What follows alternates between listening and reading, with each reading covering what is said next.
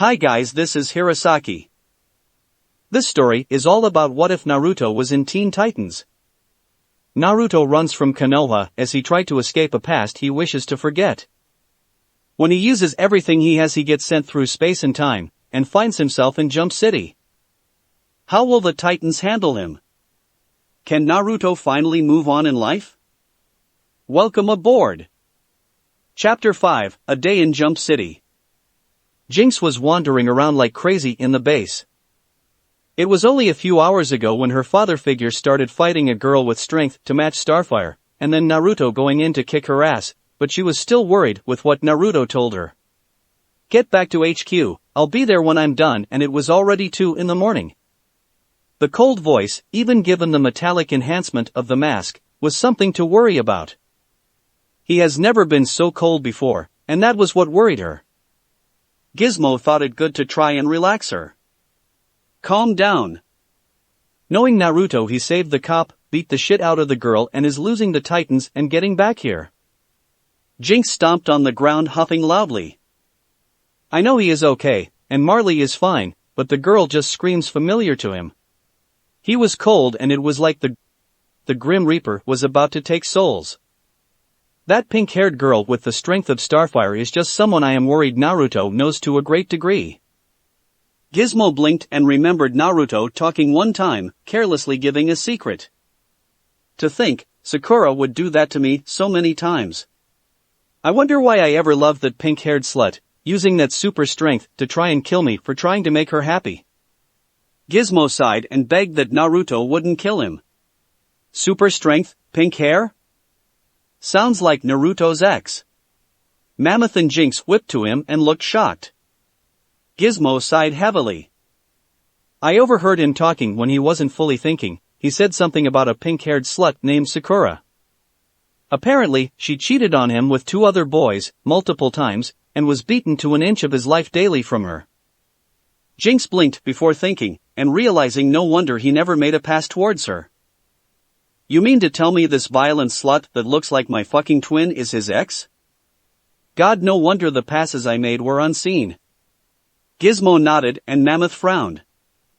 Poor Naruto. Man, when he comes back, I'm giving him a good home-cooked meal. Gizmo smiled sadly and nodded. He turned to Jinx.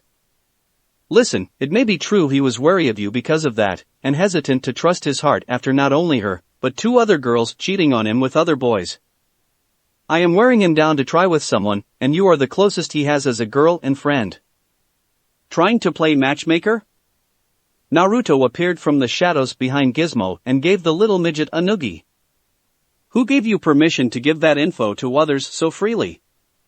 Gizmo was in his arms wiggling wildly to get free. He gave the peace sign to the other 2. Yo, Marley saved, 2 bitch asses kicked, Titans don't have a clue. He fished his pocket and gave them the money. And fee collected. Mission a full success. Jinx jumped him and pinned him down, pouting. Gizmo pushed Mammoth out of the room. As Jinx bent down face to face with the fox mask of Naruto. Thank you. I'm sorry I got you into so much trouble. Naruto smiled and got up, Jinx straddling his legs. It's no problem at all. I do what I can for my friends. Jinx frowned sadly and Naruto put a hand on her head. What's up? Don't like being my friend, Jinx. She sighed and shook her head. Never said that, just. I found out today why every time I wanted you to look at me you never did. I now know that I was being like that slut, attacking you every chance I got, but I had my reasons, I swear. Naruto sighed, smiling sadly under the mask. You never tried to kill me though, even if the powers you have got the potential to kill me, you are no psycho, you are just a thief. Gizmo may have been wrong to eavesdrop, but he was right about one thing, he was wearing me down.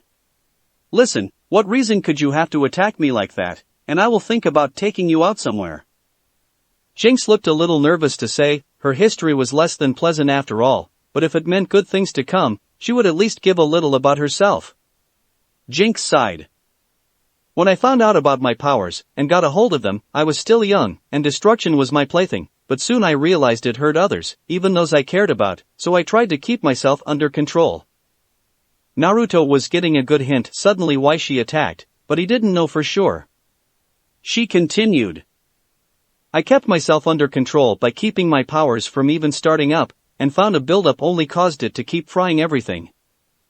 So, I would let out a little bit and try not to overload, but also keep control. I got better at it over time. She smiled sadly. And I found a guy I loved, but because of my powers, he got stuck under a telephone pole and glass cutting out his eye. I figured love was never meant to be, but then, 2 years later I found a man who I thought was immune to my powers. Even if I let it out around him, he had good fortune and wouldn't be affected, or so I thought. He was run over by a car and paralyzed. Naruto understood why she attacked now, but let her speak, and she finished. You came into our lives, and nothing, no matter what I did, would affect you. I thought maybe, just maybe you would be it, but that last try I knew it wouldn't be so easy. So, I kept up, waiting for the failure to come, but it never did, and I was always scared if I did give in, your fortune would run out, so I never tried, just attacked. Naruto pulled her into a hug. Well, stop attacking and try. As I will. For now, let's keep things on the down low, and go from there. As for the affects, I use some of my secret techniques to keep myself from collateral damage stuff, and a little friend inside my stomach keeps my inner damage at a minimal. Jinx looked confused. What do you mean? What little friend? Naruto chuckled and got up, walking to the kitchen. I'll tell you one day, by the way, purple so suits you, nice choice downstairs. And vanished. Jinx scowled and crossed her legs, huffing. Pervert. She smiled through a small blush. But he's too sweet to be a bad one. I will figure out a way to tease you back, you little fox. She got up and went in to have the home cooking Mammoth was making. Titan's Tower, morning after. Beast Boy rolled on the couch from the back of it and slumped. First Dr. Light tried to vaporize us, then Mad Mod hooks us into his weird tastes, Control Freak tries to foil the electronic world, and then we have to deal with the new X, who seemed pissed off. Does anyone else think today was hell? Robin stretched as he went to the computer on the wall of the room. I had to deal with this a lot before getting to jump actually, today was easy compared. Remembering the harsh times back in Gotham, but he did get caught in the past from time to time, wondering what everyone was doing without him. Starfire hummed in confusion. True, friend Beast Boy, the Red X was most irritated, but if you have warred against the Glarbor Kurtiak on planet Bitopcake, today was just, as you say, a warm-up. She remembered the days of warring that planet and shivered. They were most horrible. Raven was quiet, as usual, but answered out of courtesy. Unlike them, I never had a workout. I agree, it was taxing at least. Truth be told, it was. Her body wasn't very muscular, and her stamina in a physical battle was poor. Cyborg sighed. I'm indifferent. I'm well suited for it, but even I have my limitations. Anyway, what we gonna do now? Track X? Look for the hive? I've been wanting a little payback. Robin clicked some things on and sighed. It's not like I don't want to. He is using some intense ninjutsu techniques. The only one I know who can match is, well anyway, point is, it's no picnic. Reports say the trio hive villains went into hiding and disappeared. Cyborg jumped into his seat on the couch. Meaning downtime, sweet. Come on BB, time for me to whoop your ass in Cyborg Shinobi Chronicles, think your night practices will be any good? BB grinned and grabbed a controller and started playing. Robin sighed and turned the machine off. I'm going out. Starfire flew near him. May I accompany you, friend Robin? Robin turned to her, smiling. Sorry Star, but I need to have a little time to myself. If I wish to get stronger, I need to figure out how. I'm going to a new gym in town, I'll bring back some tacos he left and Starfire looked worried. Raven flew over to her friend. Starfire? Starfire turned and smiled. Yes, friend Raven? Raven put a hand on her shoulder. He's just worried about how to deal with X. He was much stronger and faster suddenly. Robin doesn't want us to get hurt, but he doesn't want to stop us from helping. We are a team after all. Starfire frowned. I know, but I wish he would let me in and help. Little known to her about his past, but that didn't stop her feelings. 1 hour later, Hertz Drive. Naruto was walking through town and yawning. Damn, Mammoth sure put it on heavy. That dinner had me in bed sleeping from just the weight of my belly. Oh well, it sure was good. His inner fur ball made itself known. Least it wasn't that atrocious noodle dish. I swear to Cammy, if you ate that shit straight without any other sustenance, I would have created a way to make it inedible to you so you would get something else. In fact, I may just do that. Naruto looked flatly. Do, and I will create your worst nightmare once more. Listen, I promise to eat more than ramen, and I have kept my end of the bargain. What about yours? It was a good trade too. Not eat ramen 3 meals a day 7 days a week like he used to, and Kyubi would be a partner. Kyubi growled. Hold that tongue, Gaki. I've been keeping it, but it's not like I know everything. Not your stupid answer bank. Anyway, I had a little trip into our memories. Seems when we disappeared in the hole, they didn't disappear from sight normally. They evaporated, as if being pulled into one as well. If I am right?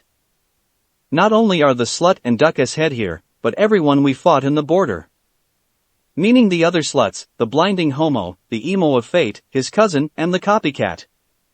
Well, the green is here, that's for sure. He stopped to see a dojo, and in it was a guy with a bowl haircut and leg warmers training a group of people in fighting. He was about to turn tail and keep a lower profile, but seeing Robin walking past, he grabbed the kid's shoulder. Hold it. You aren't going to see that dojo, are you? Robin looked back to see a blonde-haired guy with a red shirt and black face mask. What if I am? Is it wrong for someone to go to a dojo to train in your mind? Naruto chuckled. Geez, lighten up. Listen, I ain't saying you can't train, I'm saying it's not going to be a good thing going in there to train. Ever been near that guy? Piece of advice, he isn't your type. Robin gave a confused, but stern look. And how do you know my type exactly? Let me guess, Batman? He was so going to make a name for himself as an individual away from the Dark Knight's shadow. Naruto shrugged. Not saying I know perfectly, I mean we all are individuals after all. Never met the Bat, never heard more than rumors and legends. Wouldn't know how he affected you personally either, just saying, from the stories going on about you in this city, you are pretty good as a fighter, and use some stealth to take out your opponents. Robin turned fully to meet the masked stranger fully. And he isn't like that? Naruto smiled behind his mask. He's brash, loud, and has too much energy. He wears everyone out so much it's a wonder he is even still in business. I don't know how well he is doing, I just know he could be bringing his students down. Robin looked at the man teaching and Naruto continued. Not saying I know what type you are for sure, but I do know his, and it's not something I wish on anyone. Robin hummed before looking at Naruto. How do you know this guy anyway? Naruto mentally cursed, having just told how he knows someone like it's casual. Naruto took a deep breath. Let's just say he and I used to be friends. But after what he did to my other friend, it's a wonder why I even think that guy is even able to be considered my friend anymore. Look kid, if you need any training, tell me what kind and I would be happy to give you some pointers. Robin thought about it a moment, seeing this might be a trick he looked sternly. And where do you teach? Naruto chuckled. I don't. But I think it's better to have one student than 1,000, able to go at the student's pace, as well as able to think on how that student develops without worrying about others.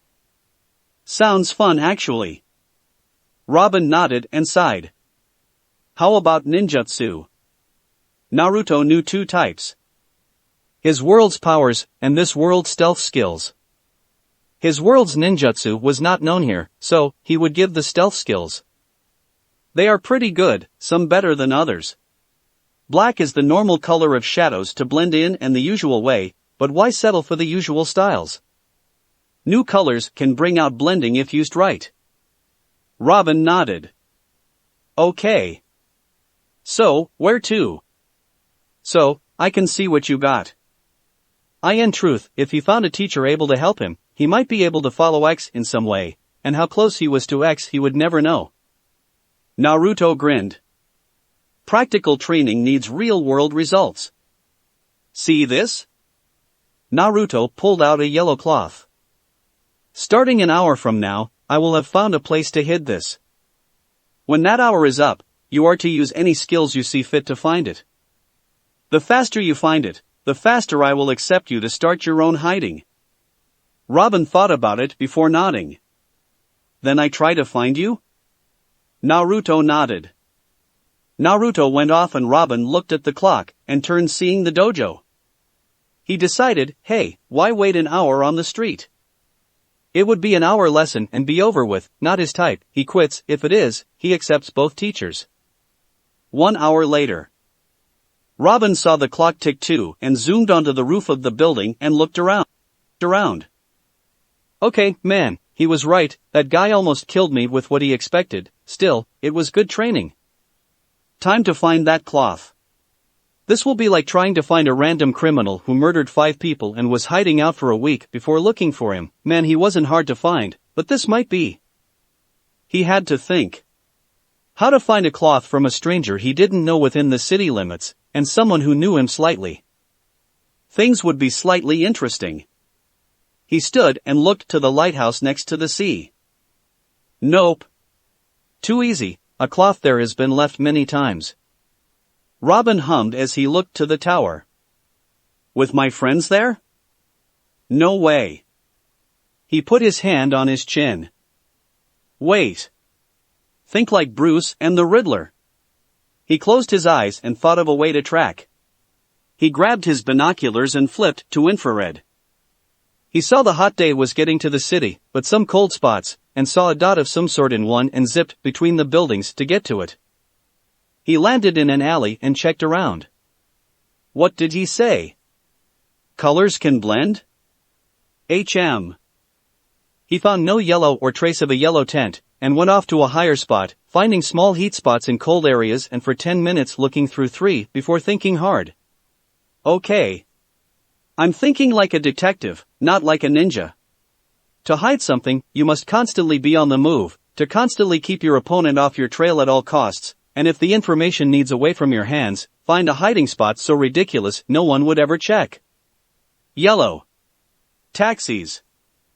He zoomed to the top of a high building and switched his goggles to color tracking.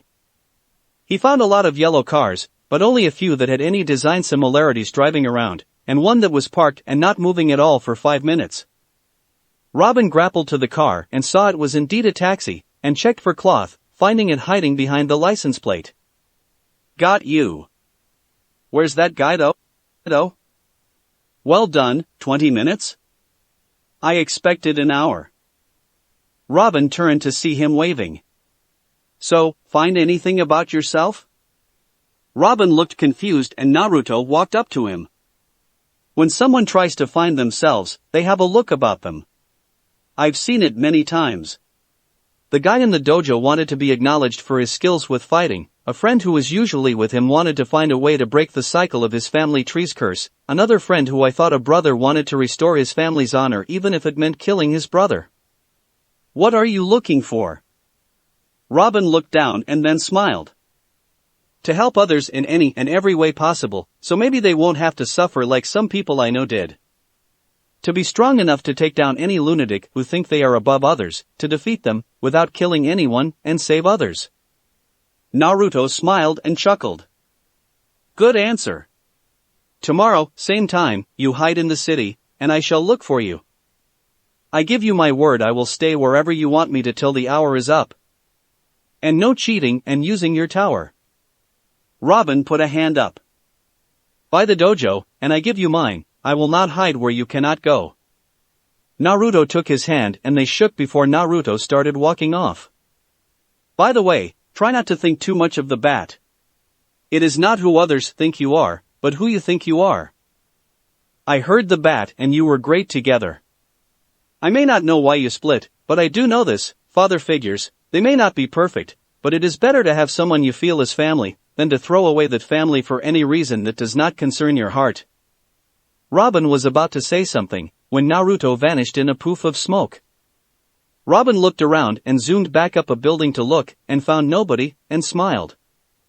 Interesting. He closed his eyes and sighed. But you are right. A call home once in a while wouldn't hurt. Back in Gizmo's tech heaven. Jinx was grunting as she was hauling a big bag of things from her room. Damn it. Mammoth had to leave for issues with his sister. Gizmo went to check things out. Naruto was gone, so how in the world can I make this stuff go? As if on cue to her words, the entire bag disappeared in a big puff of smoke. She blinked a few times before seeing Naruto holding a scroll. By your command, little Miss Unlucky. She huffed and crossed her arms. And you could have done that at any time, since when did you return? Naruto chuckled nervously. Just now actually. So, what's with the stuff? Leaving us? Jinx rubbed her temples. No, we got a new place. Follow me. She turned and led Naruto out the door and through some alleys. Naruto hummed as he wondered why it was taking so long. Where is it? And why do you have a new place? Jinx grinned. It's a surprise. And we got it thanks to blood. See, we were smart enough to graduate before leaving the hive behind. They gave us a hideout near the limits. Naruto nodded and chuckled. Sorry about the rough leave I gave you guys though. Jinx stopped and turned, smiling. It's fine. I guess you would want to leave with a lot of people on your case. Me, Cheshire, blood. Just try not to destroy this base. And with that she knocked him on the head before walking, swaying her hips lightly in front of him. Naruto blinked and followed, looking at her swaying hips every now and again, having to look up as she looked back or else get caught. They got to a small dirt dune and Jinx swiped off some to see the door. She opened it and went down the stairs before going into the dark tunnel, with Naruto in tow. The lights came on and it was very nice. The door closed and they heard a shifting and a screen popped up. Hey barf bags. Get your asses down here and help us out. Damn it. Oh, and welcome to the hideout. Move forward to the next door to enter the main room. Jinx sighed and rubbed her eyes. He's pissed about something. Let's go. They went forward a few dozen steps to the titanium door, which seemed to be locked. Gizmo gained back on the comms. It takes the registered members of this team, so Jinx, just say your name and it'll open. Naruto will need to be registered by yours truly. Jinx said her name and a beam of light shone over her body before blinking away. Welcome to the Hive Underground Hideout, Jinx. An autonomic voice of a girl came up to say it and Jinx shrugged before going through the door, which closed quickly. Naruto stood still and Gizmo came online. Computer, new registration to this team. Confirmed data upload. Confirmed. State nickname and personal password. Naruto looked to the monitor Gizmo was looking through and seen the TV shut off. He smiled. KitsuneX, password, QB Jinchuriki.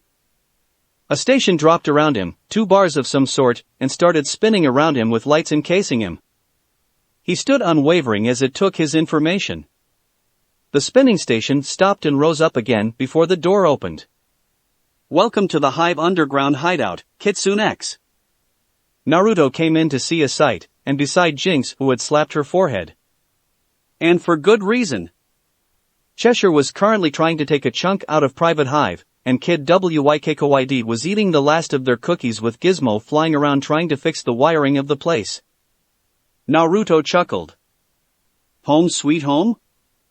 Cheshire stopped choking Private Hive for a moment and looked to Naruto, whose sweat dropped and stepped behind Jinx for protection, Jinx looking shocked. You kidding me? Find a wall between you two, not me. Welcome to the Hive underground hideout, Mammoth. Everyone stopped cold as Mammoth looked pissed. So, tell me. Whose bright idea was it to bring more people onto this team? Private Hive saluted. Sir, Blood wished a better team dynamic and sent me in Cheshire with Kid to help you in your endeavors. And thought you would need help setting up the lair, sir. Sorry for no warning upon arrival, sir, but we were ordered to hurry. And we were washed up by blood and dropouts at this time, so. Mammoth grunted and went to the kitchen. Find a room and make sure you don't piss Gizmo or Jinx off. And Cheshire, no ninja attempts against Naruto. For your safety. Jinx groaned as Cheshire tried to jump off Private Hive to tackle Naruto, only for Gizmo to bump into her and Private Hive fighting Kid for the cookies. Naruto chuckled. Well, they sure are lively. Let them have their fun for now, I'll put them to work soon. Jinx nodded and went to her room. Come here, Pack Boy, you need to help me unpack. Naruto followed the slightly swaying hips again. Yes, ma'am. Chapter 6, Naruto plays with the bird. Naruto's log, day 1 of the new HUH base. HUH standing for Hive Underground Hideout. Until further notice it shall be called HUH. It was interesting to say the least. I helped Jinx unpack, having her tease me over her suggestive underwear, not bad, needs more variety, the silk lace with purple stripes on pink ones was the best looking pair.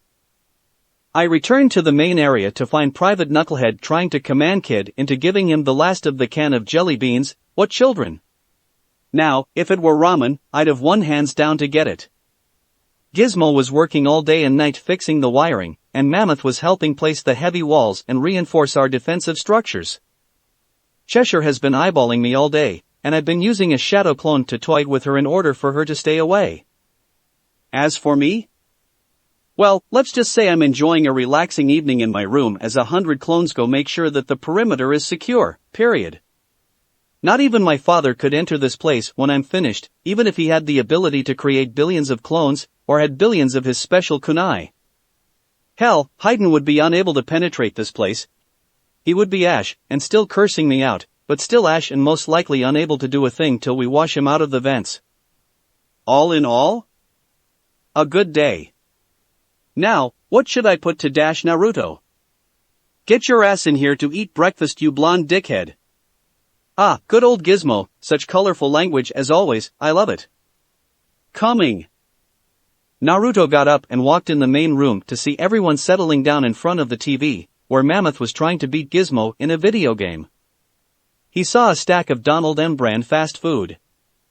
He went over and checked the orders. Burger. Burger, oh, sausage biscuit? I'll have that. There you are. He grabbed a box of sausage gravy and biscuits and went to the couch, seeing Jinx and Cheshire talking about their hair. Well, least they're busy. He turned to Gizmo as he took a bit out of his sausage biscuit. Getting your ass kicked, I see. What happened? You suddenly lost your ability to use your thumbs? Gizmo huffed, straining to beat Mammoth in the game. Ah, go fuck yourself with a barbed wire baseball bat, he is better at these types of games anyway, doesn't mean I ain't hating that fact though the hell Mammoth. How did you get me from half the map away? Naruto chuckled, looking to see the game. It was a new game called Space Rings, 0-hour, futuristic sci-fi warfare game. It was actually pretty good, but he preferred the good old apocalyptic undead shooter Zombie Virus 5, much more fun to him. Private Hive came in and got his breakfast before standing behind everyone. Gizmo, sir, wouldn't it be better to grab the energy pistol? Overcharging it takes away the shielding instantly, and it tracks. Gizmo growled. The hell with that shit, it sucks against health. Now the crystal pistol does better tracking, and rapid fire enables it to kill in seconds, but at longer ranges, its cousin the crystal rifle can pack a bigger punch than that SSR, single-shot rifle from the human side. Mammoth chuckled. It's not the advantage of a weapon, it's how you use it. How else do you take I stopped you from sniping me with the focus sniper by using the auto rifle? Gizmo's head grew tenfold over mammoth. Like I would know, dickhead. I'm not a military strategist. Before shrinking back to normal and fuming as he tried harder to beat Mammoth, whose score was 45 and Gizmo's was 10, and it went to 50. Naruto finished his biscuit and sighed. Well, seems the power works. What kind of things can we power with it without it failing? Just as that question was asked though, Gizmo was killed for the 50th time, making him growl and cross his arms in frustrating. Mammoth just chuckled before nudging Gizmo. Gizmo took a deep breath and thought on it.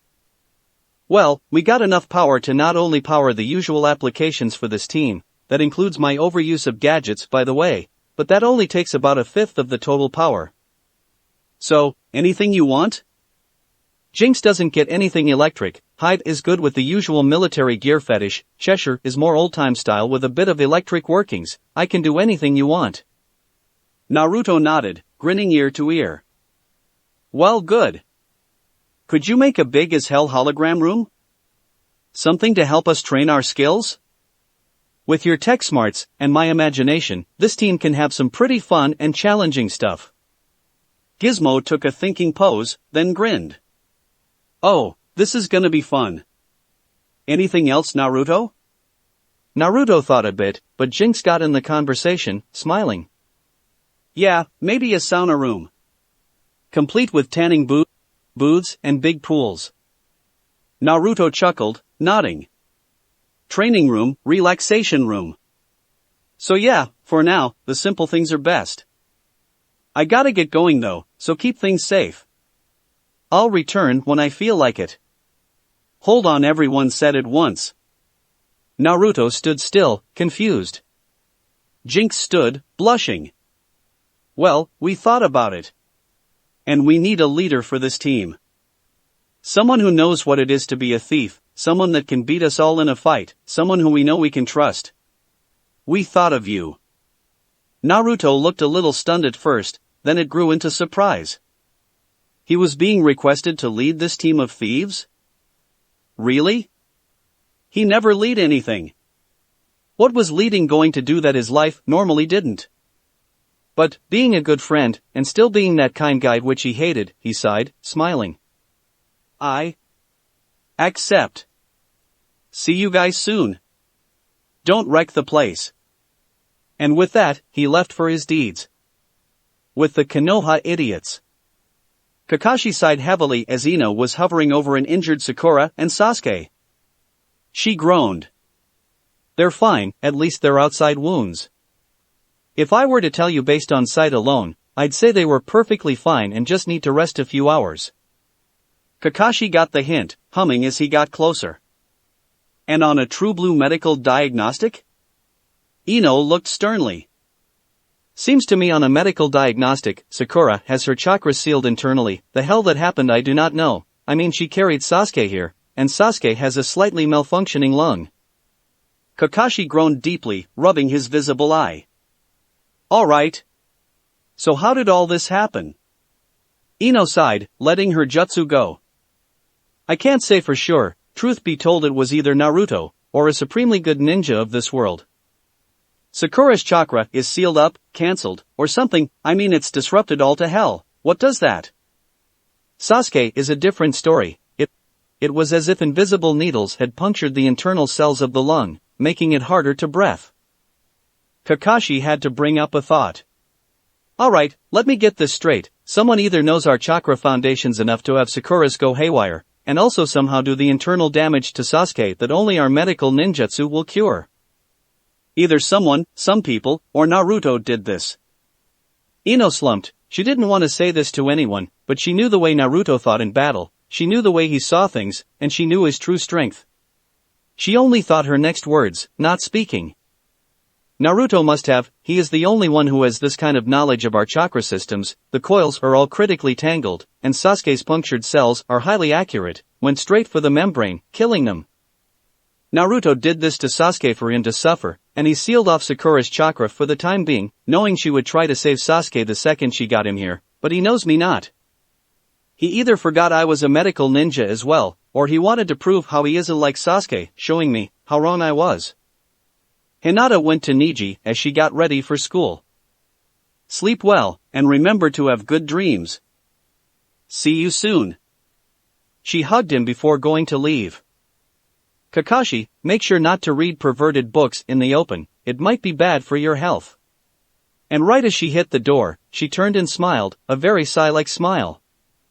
If I see these two out against Naruto without supervision again, I will castrate the guys, and give the girls permanent time of the month, so either keep them from disobeying orders, or hell on earth shall be your punishment.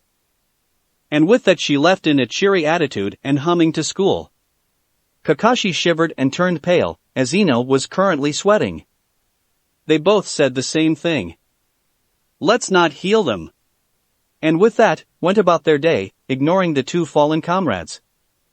Rock Lee turned to Niji, looking stoic, but that was just a poker face, via playing poker with Kakashi every day. Inside, he voices his concerns. Did she mean every male? I didn't do anything to deserve such wrath. Niji shuddered. Well, that's the thing, not a single one of us stopped Sasuke and Sakura from leaving. So technically, doing nothing got us here in the first place. Better hope she is in a better mood when she returns. Truly, ever since she found out what the three girls did to Naruto, she grew a backbone of solid titanium, and a heart grew into a diamond of ice, along with the mind so sharp he swore, if it were a knife, it would split the world in half. Niji turned and went to bed. Wake me up an hour before she returns, and keep me updated on those two, don't want them dying, but better to leave them injured currently. With that his door shut, and Lee went to take his mind off things with training. With the Titans. Cyborg yawned as he entered the living room. Man, patrol is getting harder each night. He slumped on the couch as Beast Boy was practicing in the new game aerial fighting, Dogfight Evolved, and getting pretty good at it. Robin was getting his morning coffee, getting good rest because of today being the day he was to hide from the ninja. If it were any true this guy was good, maybe he would finally prove his worth as an individual hero, not just the student and sidekick of the Big Bat's shadow. Sorry, Cyborg, gotta be ready for anything. Especially when KitsuneX shows up again. Robin was relaxing at the bar, reading some of the morning newspaper when Starfire came in, bright and perky as always. She zoomed in and grinned wide. Oh friends! It is a most glorious morning, is it not? I think we can go out and have some fun. Cyborg's head, which was looking at the monitor where BB was playing, slowly and creaking as it went back in his head, was upside down looking at Starfire. I need my batteries recharged in about an hour, and it takes a while, and as he said this his head was turning counterclockwise back upright. And machine or not, I still need sleep. I still don't understand how Robin does it, let alone Raven, but I need some R&R, and with that, his head snapped upside down again and then back to watching BB. Starfire blinked before turning to Raven, who was beside her. That was most freaky, yes? Raven yawned. Well, he has a point, sleep is good. Robin probably has experience as a low sleep kind of guy, but we all have our needs. Robin checked the time. You guys can rest for a while. Seems like nothing is going to happen right away, so get some rest. As for me, I got somewhere to be. He went to the door. Starfire, how about we go out to the festival tonight? My treat. He shut the door as he heard her scream in joy. He smiled. Well, least she is happy. And with that, he went to meet Naruto. Starfire giggled as she thought of the fun games to play. I read all about them. Fish picking, coin throwing, target practice, it all sounds wonderful. By the way, what is the new attraction I heard about? The hammer? Beast Boy popped his head up as the loading screen came up. It's awesome, Star. It's this big stick and has these two big compartments, only fits one each though. See, it spins you round and round at high speeds, but the compartments can spin you so your head isn't facing the ground, you just spin at high speeds. Pretty fun. Starfire imagined it. Oh, like a windmill? Sounds fabulous. Tell me, will there be the house of the horror? Raven nudged her side before going to get some tea. It's horror house, star, and yes, there will be. In front of the dojo. Robin was waiting at the power pole 5 minutes early, thinking the ninja would be as well. So far, the ninja he was waiting for wasn't in sight. He even looked, and nothing. He was grumbling. Is this guy even a real ninja? Is he just going to show up casually like a normal person? Thought about that, but thought, hey, let's give the bird a scare. So booga booga. Ha ha. What the hell? Robin fell on his ass 10 feet away as he seen Naruto behind the pole, casually just laying against it. Naruto chuckled. Damn, wish I had a camera. So, what's up traffic light? Robin blinked a few times before smiling and getting up. Well, at least you've got real skills. So, what's the game? Me hide for an hour? Naruto thought a moment, and turned to Robin. We are teaching you ninja techniques, so, how's this, you go and try to keep yourself away from my gaze. Anything goes, and if you manage to stay away from me for 10 minutes, you pass. Robin nodded and smiled. So, shall I begin? Naruto nodded and closed his eyes. Robin ziplined himself on a building and started crossing rooftops to get away. He looked back as he thought of the man. Thinks I will be easier to find than that flag? Flag? He has another thing coming. I did promise not to hide in the tower, but where? Seems I need a good hiding spot. Aha! If I keep on the move, I can stay away from him. So better to stay on the ground. He jumped down into an alley between two 10-story buildings, but being trained in falling situations he managed to flip off one wall onto the next, and jumping from it onto a fire escape ledge before dropping the rest of the way without harm. He was about to jump the wall to the next street, when as he did, Naruto's face popped up from the other side. Hey-ah! Yikes! And with the scare of the century, he fell back on his ass in the alley. Naruto flipped over and stood tall. Naruto chuckled. You lose. Sorry, but this is the end of the line. Robin was blinking at him, still in shock. What's wrong? Looks like you've seen a ghost.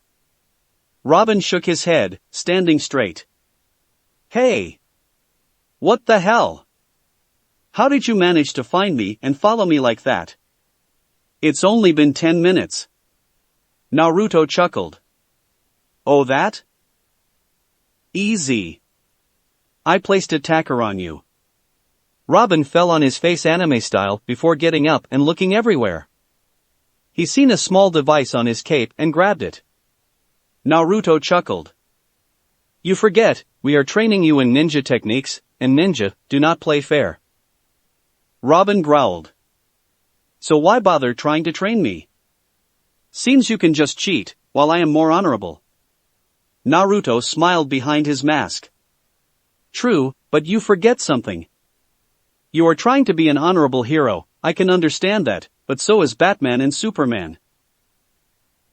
Batman uses shadows and ninja techniques, but does he play fair? Robin thought about it. Using his training he could sneak up on anyone, using detective skills he learned from ninjas to track their prey he could find anyone, and using all the tools he builds, although many, he could get out of and outwit anyone using his mind. He uses what he uses, but always fair about good and evil. Naruto walked up. That's the problem. The people you try to catch as villains do not play fair. They lie, cheat, steal, and threaten innocent lives, but why can't you cheat the cheaters? Robin had an argument set up for that question a long time ago. Because if we cheat and stop them using unfair tactics, then we are no better than they are. Naruto sighed. Only if you threaten lives and lie about your intentions, stealing their ways. Take the Joker, he will use innocent people and steal anything that he wants just to prove how he is funny. He will lie that he has nothing up his sleeve, and then try to kill you using something he pulled from them. Robin nodded, seeing his point come true. Naruto continued. Let's say you cheat against him. You use traps he doesn't see in order to catch him, make him mad by screwing with his brain. Don't fight him fists honorably, fight him by making him destroy himself. Be a damn ninja. Robin frowned. I don't see what you're saying. Making him mad he might kill other people, maybe he will prove himself by trying to destroy what we are trying to protect. Naruto chuckled, and put up his hands in a symbol. That's why you play unfairly, cheat. Use him against himself. Play his mind, play his heart, destroy his cool, and make him take himself down. Justice. Suddenly another Naruto appeared the right of the original. Justice is what created you. Another appeared directly to his right. Justice that binds you. Another at 7 o'clock. Drives you. A fifth directly behind him. Justice that defines you. Another Naruto at the left of him. Justice that decides. One more walked from the shadows at his 3 o'clock. Justice that becomes forever needed. And a last right next to the original. Justice that can change. The original walked up, smiling. Justice is a fabrication, a word used by the ones called good, against those who are called evil. The line that separates those two is blurred, however, and you don't understand. Those who are truly evil, like the Joker, can be easily known so, but what about people like Catwoman? She just steals what seems valuable to her, right? Nothing evil, just looking out for number one. Robin was shocked, seeing so many Naruto. Naruto kept going, not stopping. You see yourself as a hero just because you put them behind bars? What about the other people? You are not a cop, you aren't paid to do this, and by normal law, people cannot take it into their own hands. You're just a vigilante. Robin looked straight to the original. No, a vigilante is just a man, he can be caught and stopped, he can be destroyed, but I and my team are symbols. Symbols of which are ideals to help society from evil. We cannot be destroyed. Naruto chuckled.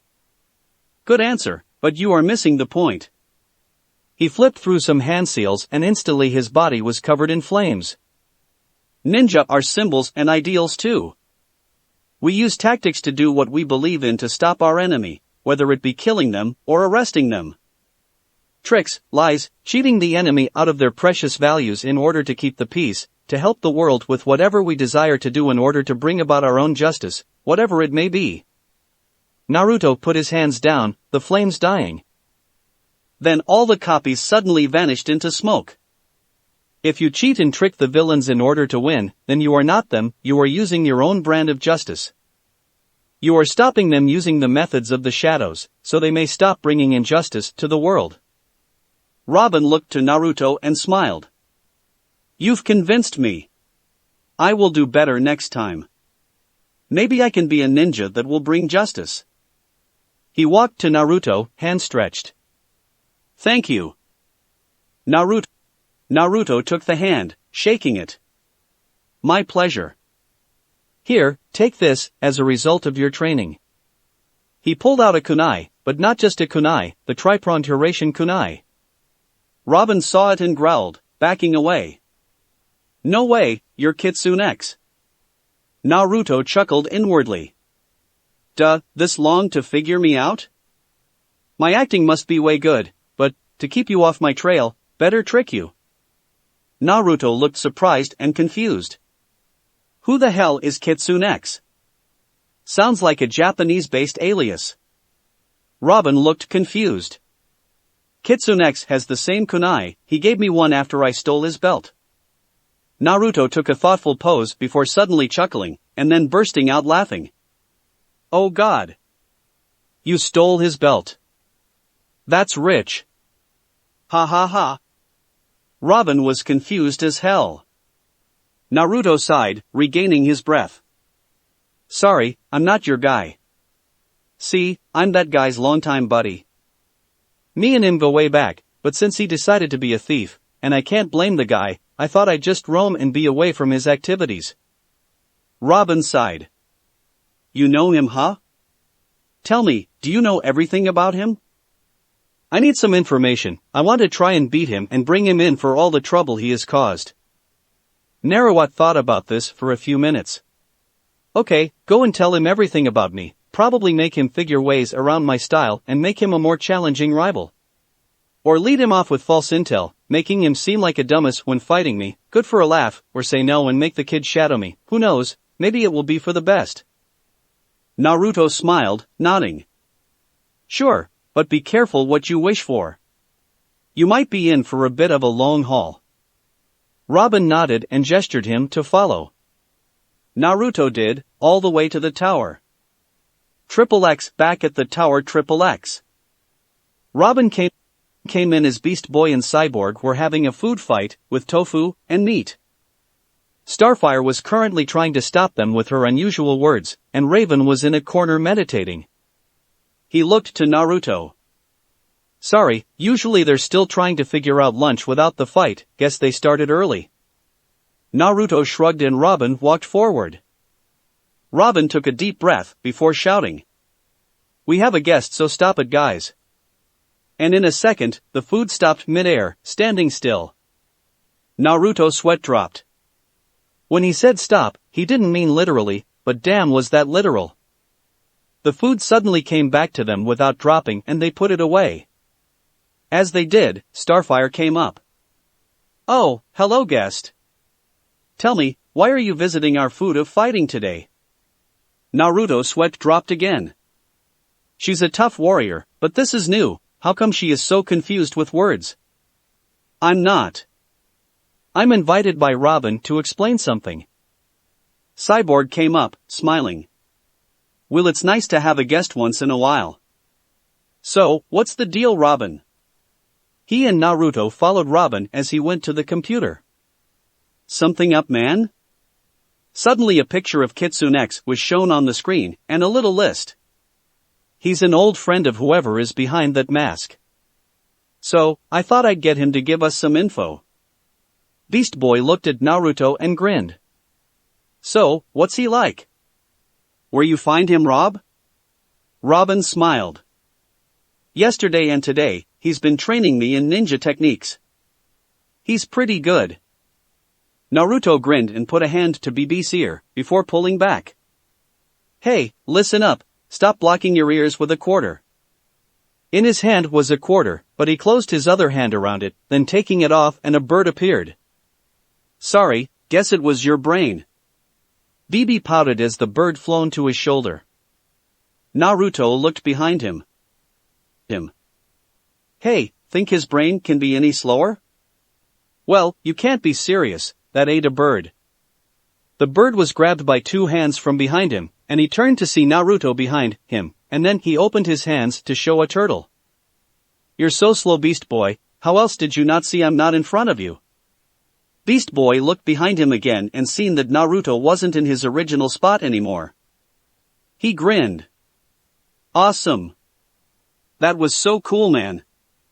Hey, how did you get a bird and turtle? Naruto chuckled, closing his hands and opening them to show a quarter again. What turtle? He flipped the coin behind Beast Boy, and he followed it with his eyes and seen Naruto catch it, and looked back to see Naruto once again disappeared, and was holding the quarter back in his original position. Cyborg's jaw was wide open, and Starfire looked amazed. Wow, that was most amazing, how did you do that? I didn't see you move an inch. Naruto chuckled. Ninja rule number 3, never tell your secrets. Raven came up beside him. You have the same energy to KitsuneX.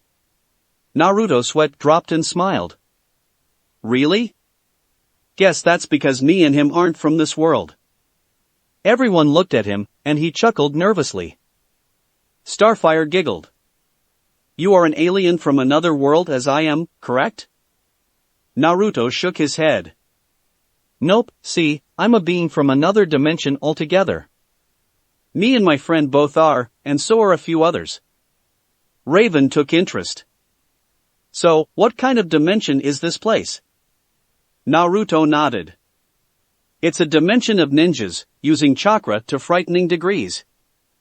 See, I learned since I got here a year ago, chakra here just means a small amount of energy, but me and my friend are the highest energy of chakra in our world.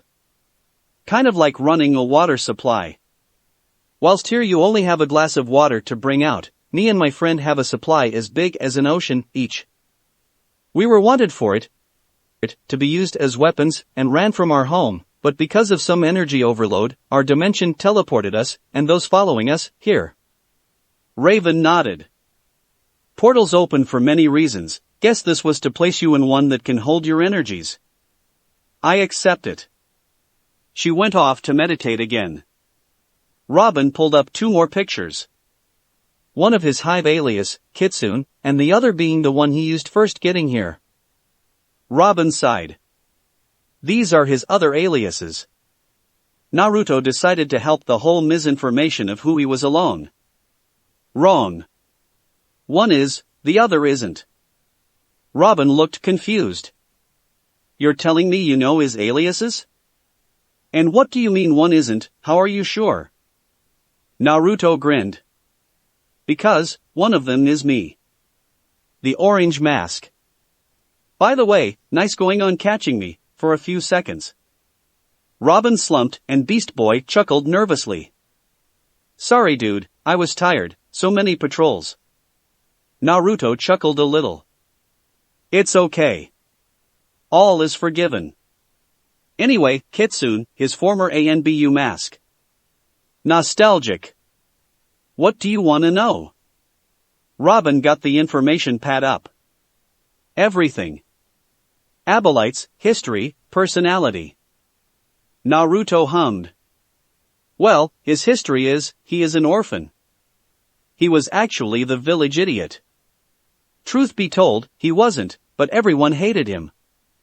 He was stolen from, beaten, almost killed, given rotten food and drinks, yet he still held his head high to protect those who needed help. Robin looked amazed. How bad was all this?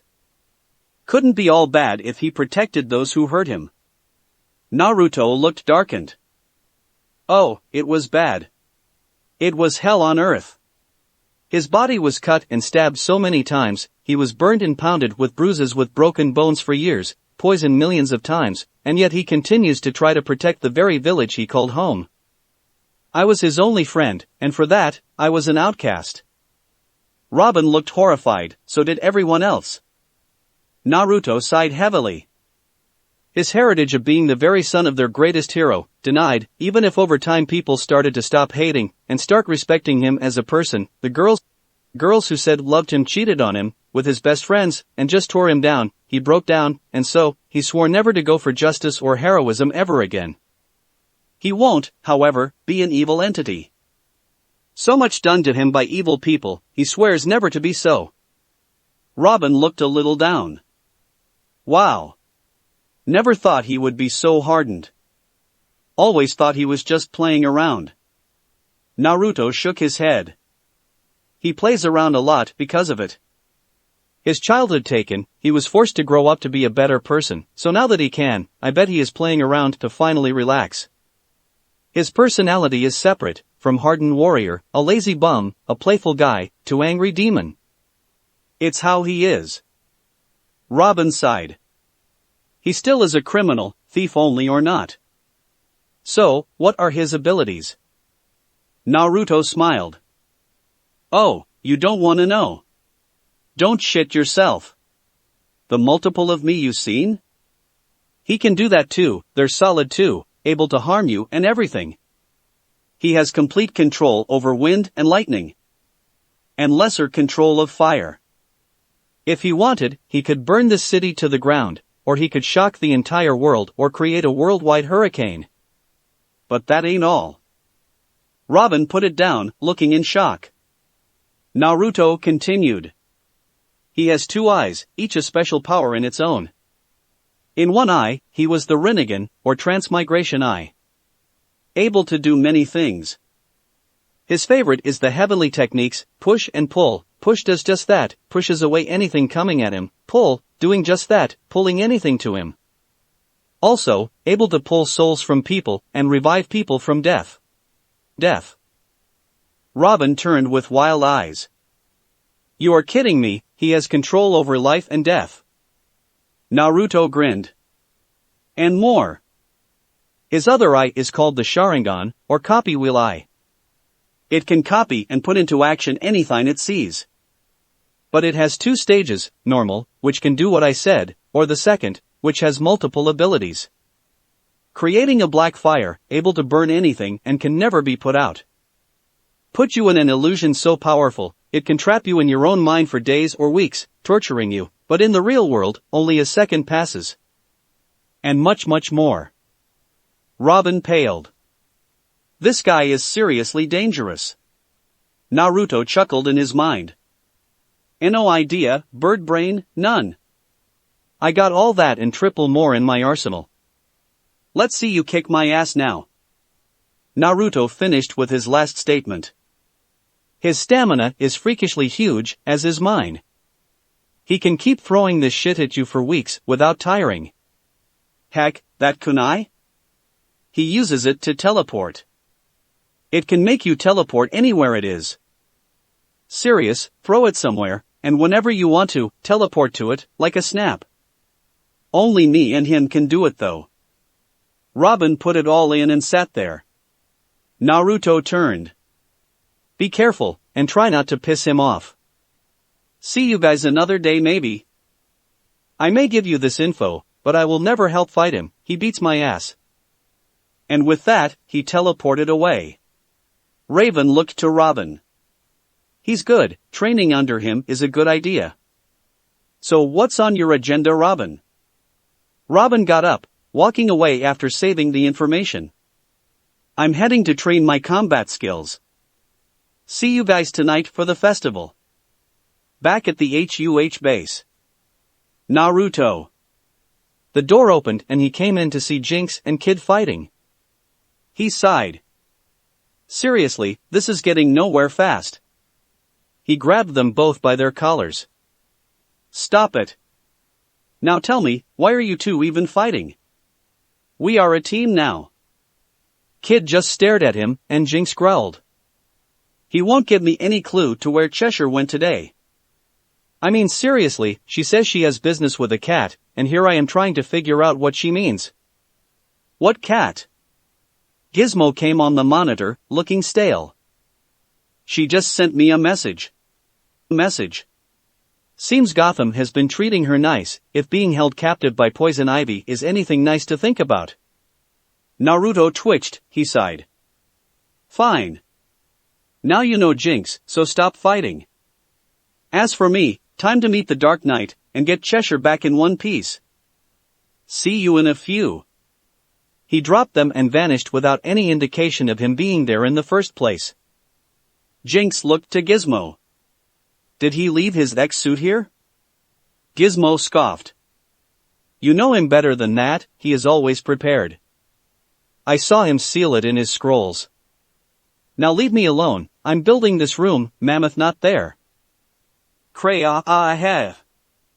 Jinx's sweat dropped as the whole base shook. Guess we're going to need a broom and dustpan. Kid just nodded. Chapter 7, Naruto and Gotham 1. Naruto was a whole different league of emotional. Impatient, energetic, confused, angry, frustrated, anxious, happy, and more. It was a montage of emotional backlash for what was to come. He was slightly irritated at himself for making this snap decision to just waltz his way from Jump to Gotham. I mean, who decided to walk from city to city, without knowing how far they are apart, when you have a kid who can teleport you there in a second? Really, who doesn't think about this?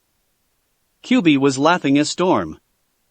Oh, you are rich, thinking you can just walk in? Unless you undress and get in your civvies, and I doubt you would be totally left alone, you would still be found out.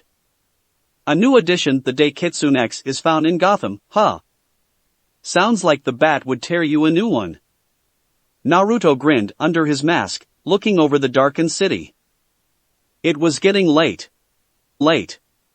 Well, he is known as the greatest detective, and I am thankful Gizmo gave me a really hard to take off mask, with shock therapy for anyone dumb enough to try it, and a failsafe lock that cannot be broken and not released unless I say.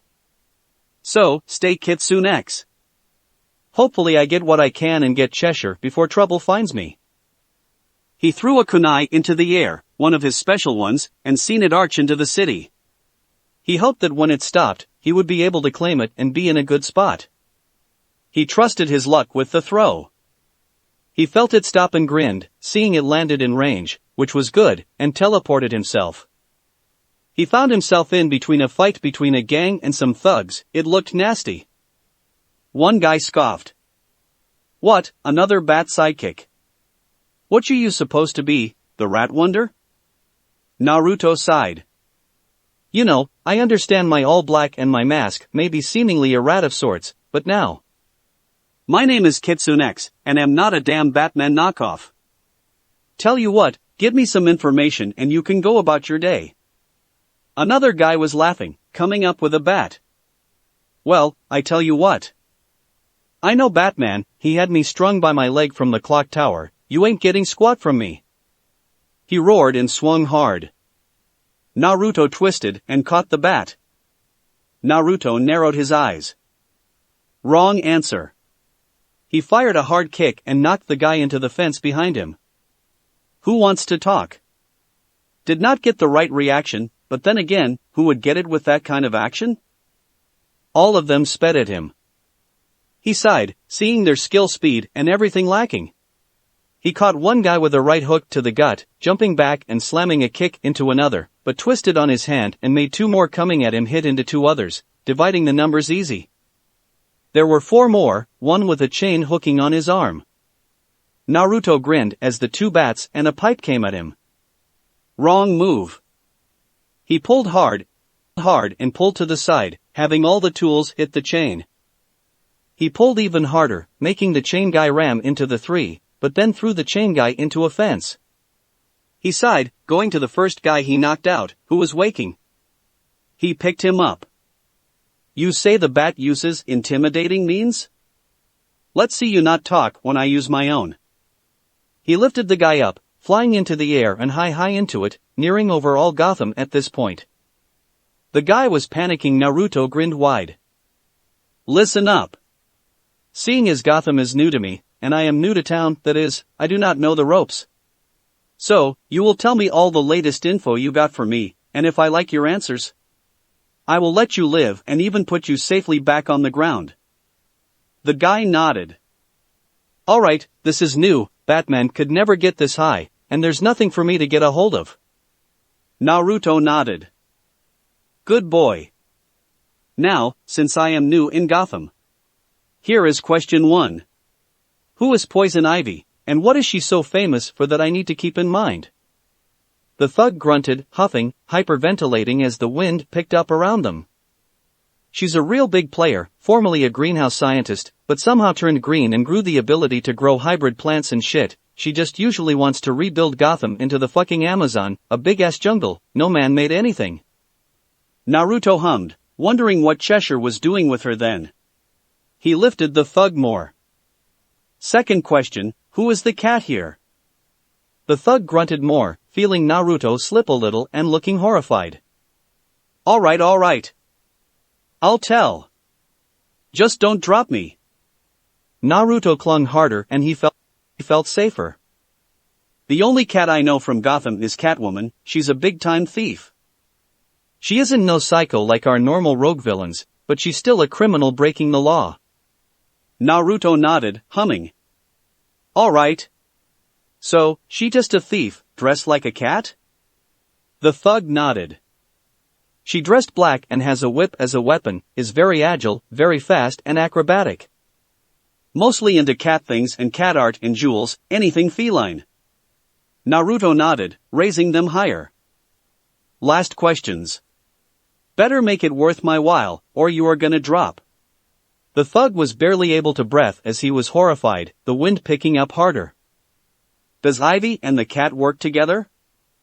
And no matter the answer to that, where can I find Catwoman? The thug looked down, practically feeling like he was dead already. He shook his head and looked into the sky, sweating.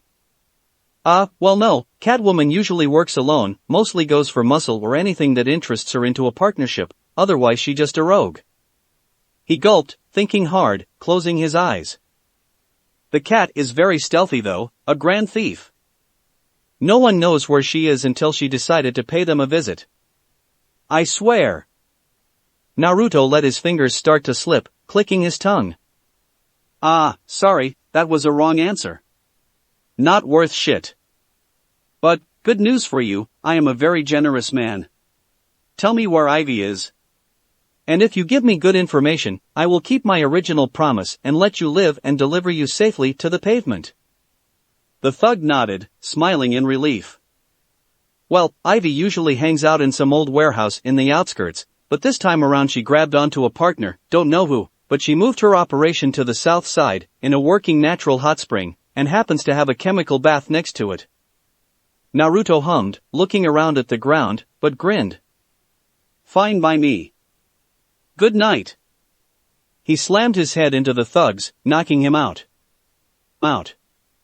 He lowered to the ground and dropped him into the trash before flying up onto a roof and sighing. He grinned. Well, I have to say, you are good. I only just noticed you, and you could not have missed me in the air. He turned to see that the legend, the big man, the one and only. The Batman was standing on the top of the stairwell entrance part of the building, having height advantage. Batman stood tall and narrowed his eyes. Naruto knew this as a gesture of judgment, and kept his posture, steady, guarded, ready to move, if need be, but still peaceful. Batman stepped to the very edge. KitsuneX. You haven't got a reputation yet, but between your fight with the Titans in Alex Crops building as Red X, and the fact Robin seems to have taken an interest in you, Batgirl gave me some decent information. Naruto chuckled. Oh really? Glad to hear I'm pretty well known by the Gotham masks.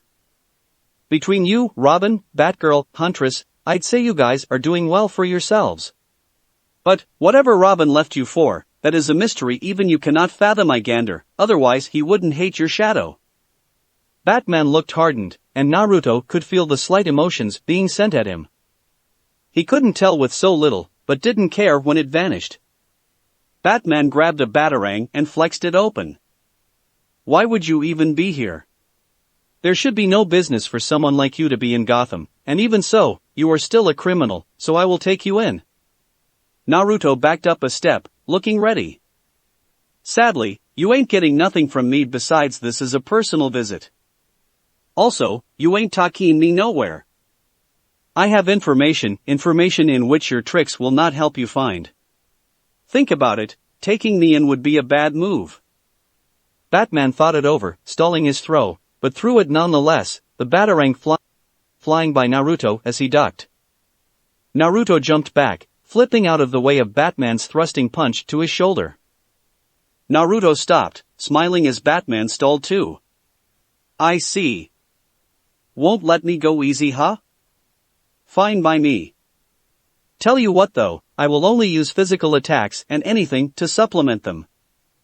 Batman narrowed his vision and Naruto nodded. Naruto rose his hands up and tightened them to fists, and suddenly smoke was out as two swords suddenly jutted from the formed armor of the arms and went to hit Batman. Batman ducked, and let the swords go behind him. Bad mistake. Naruto was suddenly gone from sight. And he looked back and caught the hard kick to his face. Naruto had somehow teleported to where his swords were behind him and was still in mid-air enough to strike. Naruto landed and backed off as Batman rushed in with an elbow, but spun and kicked hard, managing to break the bricks off the wall that was where Naruto was a second ago. Naruto rolled under him and stabbed his sword into the roof and vanished. Batman turned to the left, then rushed ahead and turned to the right, seeing nothing. He looked at the blade and seen it was something specially made. He went up to it as a closer look. He regretted getting too close, as out of nowhere, Naruto once more appeared, grabbing onto the handle and kicking hard, knocking Batman back and pulling the sword from the roof. Batman staggered a bit, yes, but got back in the game. Naruto chuckled. Serious people need to stop being serious. I mean really, why can't we have some fun? Guess you want to know how I did that, huh? Not gonna happen. Batman narrowed his eyes, his cloak falling around him and covering his body. Naruto got ready, knowing that whatever Batman was doing under that cape, it was bad news for him. He moved first. He threw his sword up ahead and tried to cut into Batman, but that failed, as Batman twisted out of the way and then threw some pellets to the ground. Naruto had once again teleported to behind Batman, but that smoke dealt with his plans. But he had to admit, it went off Batman's as well. The big bad bat was trying to get more information. He threw his sword once more and knew he hit into a wall nearby, but heard steps. He turned to see Batman tackle him, and he raised his arms up and slammed his elbows down, but Batman, being so good, had managed to let go and roll to the side before getting hit. Naruto rolled and got on his feet as he seen Batman running at him again, throwing a hard left kick.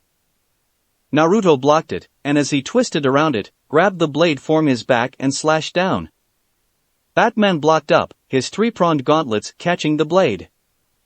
Naruto disappeared from view, going to his other sword and jumping of the wall of the stairway entrance. Batman saw this, grabbing Naruto's sword and slashing at the same time as Naruto had at him. This was where shit with Batman got real. Batman was full swung and seen Naruto had vanished from his spot, but was once more at where the sword on the wall was, and jumped again, pulling it from the wall and spinning, a drill you might say, and swung hard. Batman ducked, sliding on his heel as Naruto flew over him. Naruto swung down as well, but Batman blocked it and threw the blade at Naruto after he had passed, trying to stab into his shoulder. Naruto did not land, but vanished from his spot and went right by the passing blade, and grabbed it, letting it pull as he rolled it and changed its direction, throwing it at Batman. Batman dodged the other way, but found Naruto on him right as the sword that was thrown was on him, and Batman blocked high. The gauntlets were very heavy-duty, blocking well, and Naruto chuckled. Invigorating. He vanished from view. Batman jumped up and saw Naruto standing still at the ledge of the building. Naruto looked around the city. Ah, Gotham. Rumored to be a hellhole infected with rodents and evil. I have seen the darkened streets. I bet by day they are as normal as can be, but by night, the evil that slumbered in the dark comes out to play, and the rodents? They come out to play. Naruto turned to Batman. I see why Robin is so serious, how he got the skill he has. Let me tell you something. You cannot hope to be the master forever. Robin will soon become greater and more involved in his own, and when he does, you will see, you will witness your mistake of letting him go. Batman narrowed his eyes, and this time Naruto felt it, the twitch of irritation. This meant the big bad bat had a soft spot for the boy wonder. Batman launched 5 batarangs at him, consecutive 3, and 2 in the shadows of the 3. Naruto vanished once more and Batman knew it. As he flipped back on his hands and pushed hard, giving a double heel kick to Naruto, whom appeared next to the door of the roof access. Naruto was about to fly off the building, but caught himself, on the air no less, and was standing on it. Ah, gotta love it. Kitsune are tricksters, remember this. Naruto vanished again, back to the door, and Batman rolled back giving a hard hook. Naruto backed into the door and tackled Batman to the ground this time.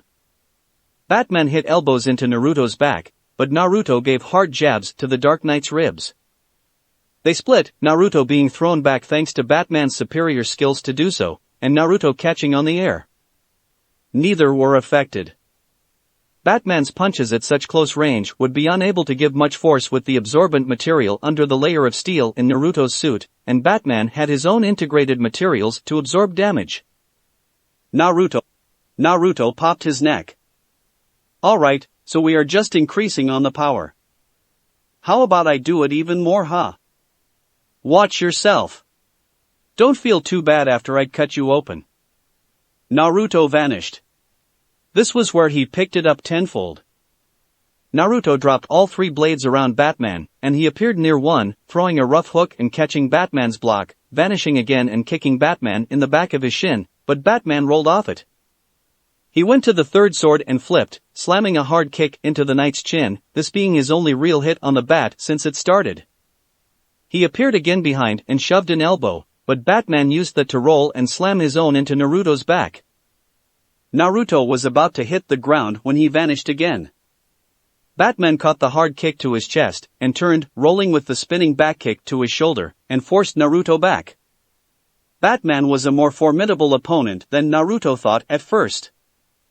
Naruto grabbed his sword this time, slashing super fast and hard, and Batman couldn't stop it in time and it cut into the knight's shoulder, cutting a small gash in the suit, but hitting the Kevlar that was under it.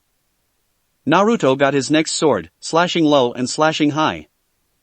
Batman caught the high one, but was cut to his knees, blood spilling to the ground as his knee was actually cut from the low blade attack.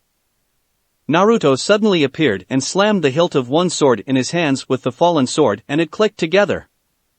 Naruto slashed with both ends, and the sword in his other hand which went upward. Batman brought his boot up to stop that one and caught the other in his gauntlet. Naruto landed on his feet, but only for a second as Batman spiraled and slammed two really hard kicks into his stomach. Naruto slid along the ground before rolling and landing on his feet again, still holding his blades. Naruto huffed. "I see, so you are a hell of a fighter. No wonder the kid is good. Though, as you know, he ain't got your skills or experience. Wanna know why?" Batman narrowed his eyes, Naruto feeling the hate coming in now. The feelings would make Batman more susceptible to mistakes, right? Batman threw another batarang, this one coming in on a high angle. Naruto bent back to dodge the so simple device, to see another coming in hard and fast at him. He rolled to the side, but instead of doing a roll, he was laying on his back, in mid-air. "Nice, got me to get off my feet. You are good. But I bet you never allowed Robin his chance to get this good, huh?"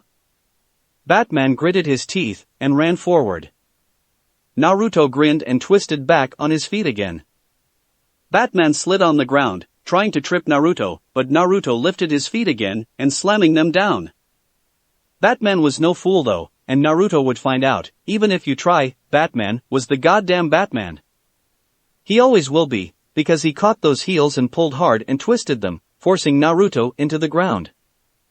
Naruto vanished again before Batman could throw the knockout punch to the head, which cracked the concrete to ribbons under the punch. Naruto was in the middle of the roof, standing as if nothing happened. Batman stood, turning to him. "I see why Robin had trouble. But you are no match for me. You are a fool not going full strength on me, and that will be your undoing." Naruto grinned. "Yes, well, I never meant to actually kill you, so I won't try it. Tell you what though, let me go, I do my business, I leave, you can go your merry little way. No hassle, and your so-called rivals of justice have less time to prepare for you." Batman threw another batarang and Naruto ducked on it. "Seriously, how many fucking tools you got?" "I'm prepared for anything." Naruto was kicked hard into the wall, and when he tried to see Batman again, he got a punch to the face, a kick in the stomach, a rolling elbow to the shoulder, a headbutt, and then a fierce double heel into his gut and chest. Naruto was deep in a hole, but he was still protected enough to keep awake. He huffed, feeling the force against him this time. Batman got up and twisted around, about to snap another kick, when he forced himself from the hole, rolling under the kick and Batman and jumping out of the way. Batman landed and tried to kick Naruto back, but missed when Naruto jumped away.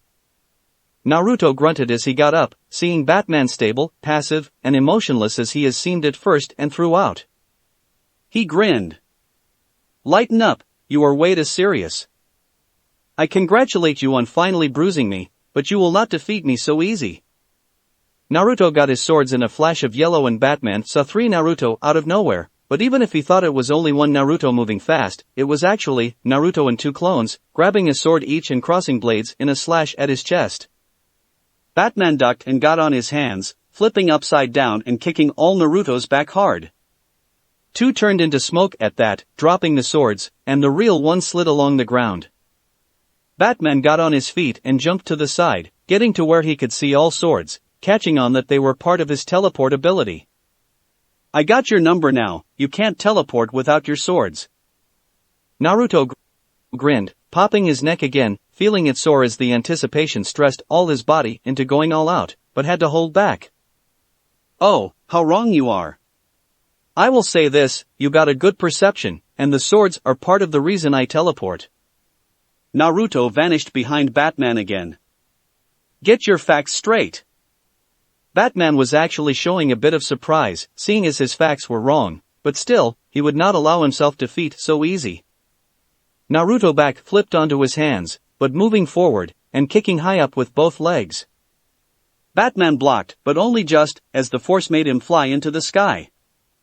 Batman flipped back before sliding on his belly and opening his cape, and Naruto seen him glide in fast. Not good. He vanished and got to his swords again, being him and one clone to attack Batman. Batman grew tired of this game now, seeing he had no chance to figure everything out without losing, so he gave up on that strategy. He rushed in, pulling a double fist rush and knocking Naruto back, and the clone to go away in a plume of smoke. Batman took out his sling and threw it as Naruto flipped back on his feet, but they got caught on the downside. Naruto stopped and stalled in midair. Phew, your Dash didn't get a chance as Batman fired off a snap kick to his ribs and jumped at the same time to push hard down and ram a fist into the same spot. The absorbent dragon skin could only handle so much force before transferred to Naruto's body, and Naruto felt the pain as if taking a hit from a tank as he hit the ground. Batman didn't let up, firing a fist to his helmet, making his head the roof scrabble and getting up, taking out some pellets and throwing them, all of them exploding on Naruto. Batman landed on the top of the entrance, and waited. He knew that his attack wasn't enough to beat Naruto, but at least enough to make him make mistakes now. Or so he thought, because it seemed Naruto was way better than he imagined. Naruto stood, clapping as he was seen unharmed after the smoke cleared. Not bad. Damn, you might have gotten a clean hit through this time. Naruto pointed to his swords. You think that teleportation works one way? Wrong. Naruto made his hands to fists and suddenly one sword was next to the other, and the other lone sword had appeared in his hand. I modified what my father built upon. But, sadly the two-way road has some issues. Still, only issue is the distance I can teleport to the marked position is fixed. I can still grab any of my objects from even half the world away and make them come to me. People are a little harder. Batman narrowed his vision. Why would you tell me something like this? It would have been a helpful secret. Naruto hummed, putting his sword on his shoulder. Let's just say it makes things more interesting if we battle again. For now, all you need to know is that I can span all of Gotham in a single jump, so there is nowhere I cannot go in this city.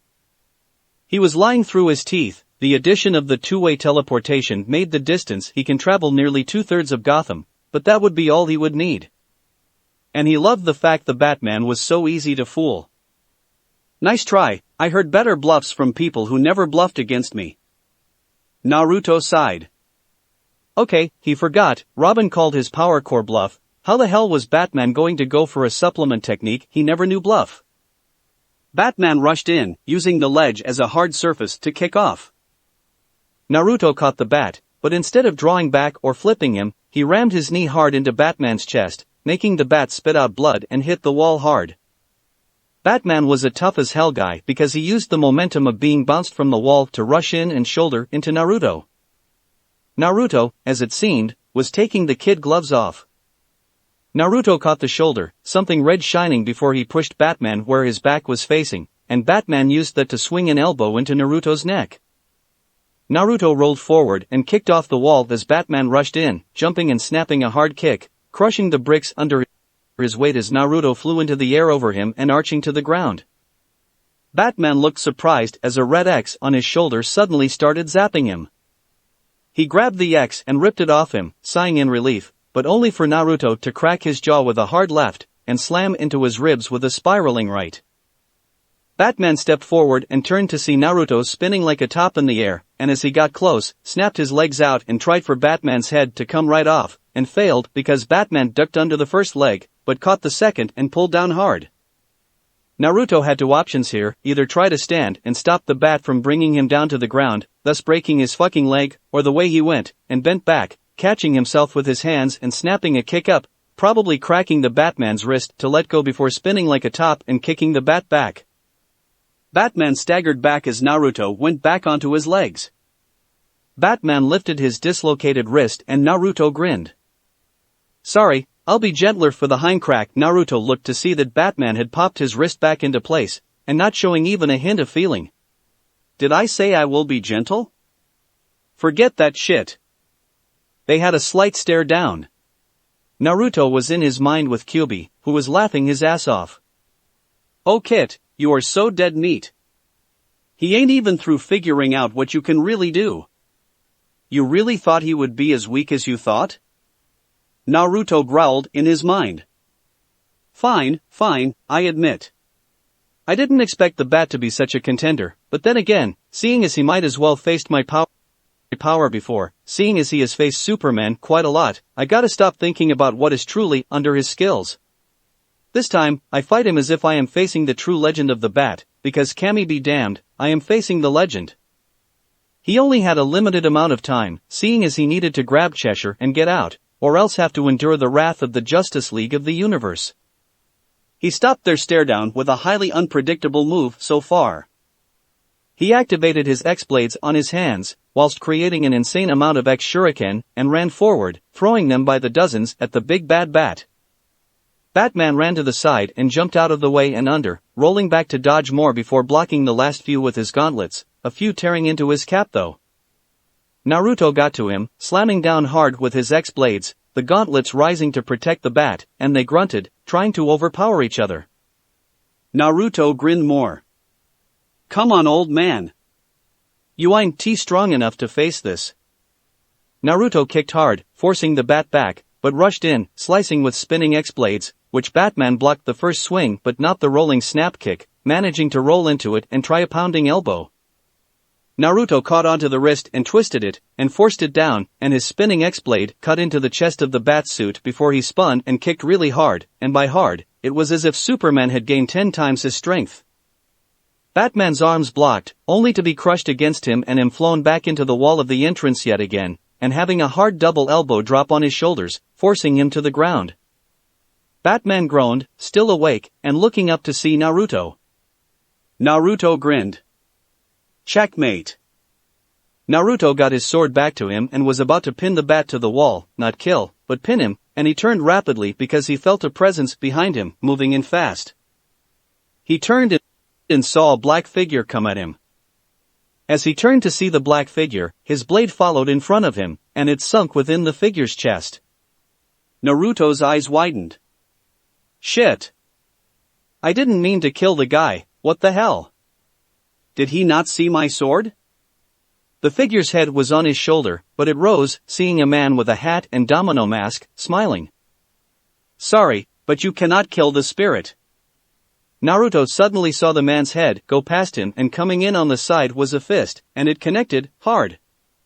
The force of the punch was so intense he was forced back and hit the wall really hard, but before he could figure out what was going on, he had it happen 3 more times, hard rushed powerful fists connecting to his head, making it go back and hit the wall, back into the fist, into the wall, and 1 more time before he fell over, unconscious. Batman got up, seeing KitsuneX down for the count. He turned to see the man in the black hat and domino mask, a black suit with bright red tie, smiling as he stood proudly before the bat. Batman narrowed his eyes. Spirit. The Spirit, a hero from Central City, one that Batman grew to respect and befriend during a harsh time for both Gotham's and Central's commissioners being kidnapped to Hawaii. Spirit smiled and bowed. My pleasure, Batman. Anything to help a fellow hero out. Batman nodded, and rolled his shoulders, his arms disappearing in his cape. So, what brings you to my city this time? Came for a friendly chat. Spirit sighed, shaking his head. Sorry, as much as I like our small visits, this is big. We got the octopus in Gotham. Batman's vision narrowed. Spirit saw this and nodded, sighing heavier. Yeah, seems he and some rouge of yours got together for some major activity. Got the intel that he might bring whatever will happen to Gotham to Central, just to find me dead soon. Batman nodded, turning to KitsuneX. Batgirl, mind picking this one up for me? I got some trouble here. Batgirl flipped from a nearby building and flown onto the roof, sighing. You wouldn't have that kind of trouble if you had dodged the stupid kick. Spirit nodded to Batgirl, pulling his hat, and she nodded back. Batgirl went and grabbed KitsuneX from the floor and pulled him along to the edge of the building. See you at the cave, going to take this guy up to the holding cells. Wait. She looked back to Batman walking to her. He shook his head.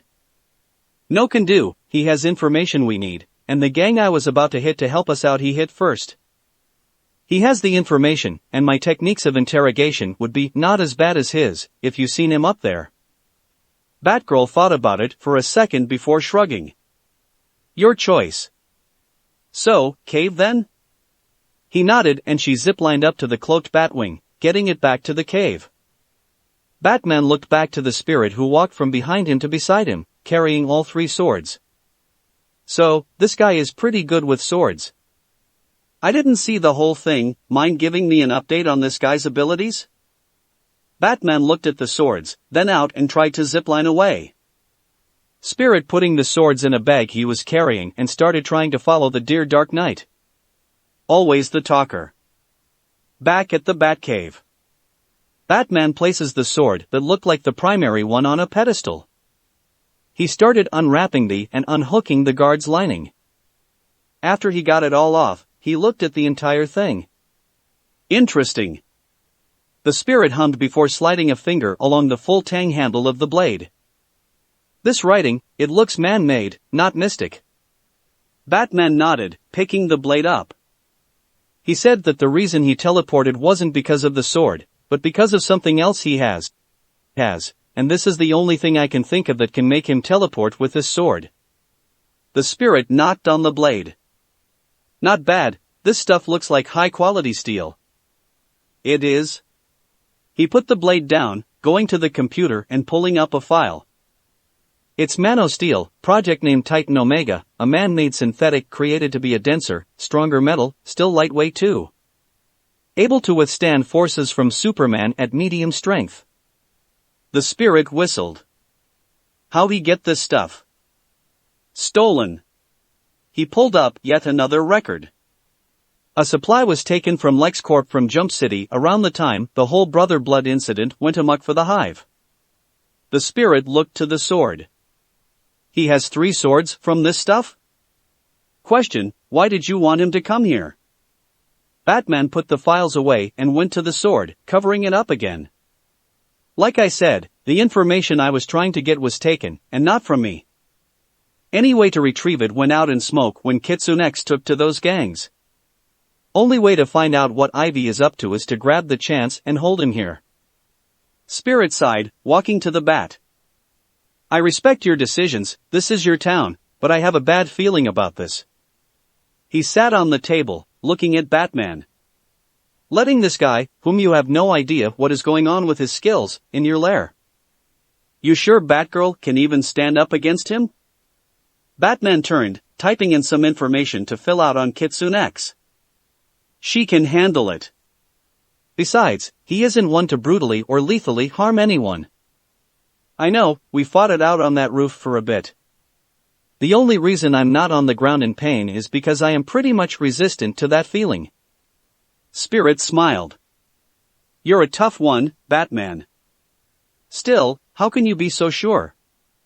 Batman smiled slightly as he turned. Because, he didn't use anything but his fists against me.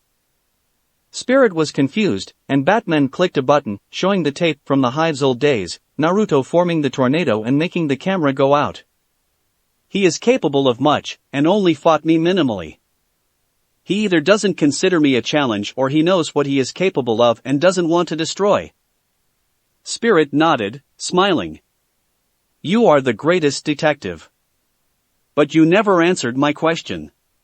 You think it is a good idea bringing him here? Batman looked down the cave, then turned. Better here than breaking some cops in whilst doing his business. Seeing as we don't know any available weakness and he can do pretty much anything against us.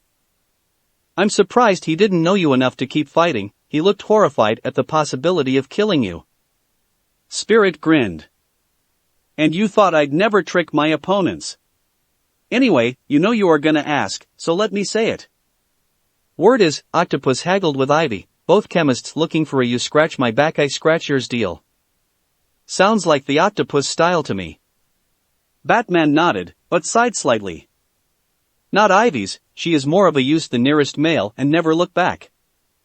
Taking everything for herself kind of girl. Spirit shrugged. Still, Octopus isn't easy to kill. He is like me in that manner. He looked out into nowhere, thinking his thoughts. Down below at the lowest parts of the cave, while still above the water, Naruto found himself waking up. He groaned, his vision coming back, but it being really dark and shaded. Oh great, someone tried to take my mask off. Thankfully the failsafe helped. He sighed heavily. Failsafe revert, go lucky wings. He heard the helmet click and his power running on again. Thankfully he could refill the suit anytime he wishes thanks to Gizmo being a genius and his own infinite supply. He saw the room, a bit dark and dank, but felt his restraints, and was impressed. Actually, he was honored, that the Batman put him a high threat. He was thinking cuffs, maybe chains, this was a whole new ballgame. He was put up against an X, his hands put into big metal cuffs around his whole hand and wrist, and in his legs, and what felt like 50 pounds of metal covering his chest down to his hips. He looked in front of him to see Batgirl keeping an eye on him. Should I call you mistress, or Batbabe? Batgirl grinned evilly, grabbing 3 batarangs. Only if you be a good boy and bite your tongue off and choke on your own blood. Naruto chuckled. Least you have fun with your serious attitude. Unlike the big guy and the young ward I faced with. I'm honored actually, really. Who knew Batman thought me to be such a threat and lock me up like this? Batgirl looked confused a bit. Honored to be put that high? Normally bad guys get pissed about this kind of captivity. Naruto chuckled more. Hell no, I ain't such a bad guy, once you get to know me. Besides, I always had a question about me and the big guy upstairs, if I was strong enough to be considered good enough to his skills, or if he was just for show. Batgirl grinned. I see. So, he got the skill, and you got the acceptance of big threat. Congrats. Naruto nodded. Yep. Anyway, what happened to the guy I killed? I want to pay my respects. Batgirl caught his saddened voice and looked confused. You don't know the bigger heroes, huh? Only by name? Naruto looked confused himself. I know the Titans, I know the 7 members of the Justice League. I know nothing of you, or whatever you are talking about. Batgirl rolled her eyes. Figures. Alright, the founding 7 of the JLU, that is who you are most likely talking about. They have way more now. As for me, well, I came in a while back and am currently happy with it. Though I wish Robin wasn't such a simple-minded jerk. Naruto shrugged. Well, seems to me he is just having things go wrong in his life. You two friends? Batgirl sighed. We were, still are I think, but at this stage I doubt he even wants to talk to me, or if talking to him will even do well. Naruto say this and smiled a bit. I see. So, the kid doesn't know your feelings, or is it the other way around? Batgirl looked confused. He chuckled. It's written all over your face, you love the traffic light. Batgirl blushed for a moment, but then stood straight up. Do not. We are just friends. That is all. Naruto rolled his eyes, grinning. Oh sure, that's why you deny it so strongly, right? Batgirl sputtered, and he chuckled louder. Relax, Red, I know the feeling. To have someone you love and suddenly things go wrong. Naruto chuckled sadly, sighing at the end. I was betrayed so many times, it's not even funny. I can see in Robin who I am, and I see now why. You betrayed him somehow. Batgirl was about to speak when he interrupted. I don't know how, and honestly hearing your side of the story will just make me hate the situation worse. All I know is you did something that made him angry and hurt and sad. You don't know why that is? Batgirl was about to reject, when she remembered and looked away. Okay, so maybe I was a little tough, maybe I did give him some harsh times. I guess I betrayed his trust, but I didn't mean to. I mean, how was I supposed to know he didn't? Naruto nodded. Listen, you have time to think about that later, especially time to make things right. As of now, I doubt the bat wants me to stay here any longer without answers. Got that right. Right. They both turned to see Batman coming down with the spirit. Naruto recognized the outfit. Hell no. I killed you. The spirit grinned. Sorry to disappoint, but I'm not gonna die so easily. I've been shot and stabbed so many times, but no way will I die, not until the world is cleansed of evil. Naruto sighed heavily in relief. Well, good to know I didn't kill anyone. I was worried. Batman smiled at that. I realized you wouldn't want death. So, tell me what I want to know and I will let you out. Naruto looked at the bat, but turned his head to the side. You ain't gonna get squat out of me so easy. See, I could already get out. Suddenly the cuffs and metal bars on him sprang back into the giant X and he walked up to Batman, non-hostile. Batman grinned. This is my lair, and you don't have your weapons. Naruto shrugged. I fought you by hand, I still can. By the way, whoever you are, nice hooks, you got some skill. The spirit tipped his hat. I trained my butt off for my great skill. Naruto turned to Batman. Besides, you remember I can either teleport to them or bring them back to me. So, you got nothing on me. Batman hummed, turning and walking to the door he came from. Come with me. We shall negotiate. Batgirl and Spirit were surprised Batman was being so lenient with him so far, but followed behind Naruto as he followed the bat. Naruto saw his blades and seen Batman nod to them before continuing. Naruto got his blades to him again, putting the arm ones back in his gauntlets and the back one in the sheath. He sighed. I feel so much better now. They got to the computer and Batman opened up some files. In exchange for helping us, what do you wish in return? Naruto hummed and thought, then snapped his fingers. Yours will do. Seeing as I have not committed any crimes at all in Gotham, and you attacked me first, so I claimed self-defense. Batman nodded. Fine, and I suppose you got a point there, so you are off the hook, for now. What help do you require? Naruto shrugged. Well, I need help finding a friend. My personal business, you would say. Batman looked at Naruto. A friend, huh? From the Hive? Naruto nodded. Cheshire, to be clear. She's on my team, and we are still setting up shop. She told my little buddy she was going to come here looking for a cat. I asked that thug about it, seems it's Catwoman. Batman brought up a picture, a very stylish black suit, turtleneck to her nose, orange goggles, and really big ears. Catwoman, huh? Seems it fits the usual feline attire both shares. Got the info you needed? Naruto shook his head. Nope. Said he had no leads to the cat, so I asked about the other lead when Cheshire got a message through to my techie, saying Ivy has her. I asked about her. Batman brought Poison Ivy on the screen. Skin green and crawling with vines and leaves, and Naruto whistled. For a green plant babe, she lookin' fine. Batman got the information up. Poison Ivy, aka Pamela Isley.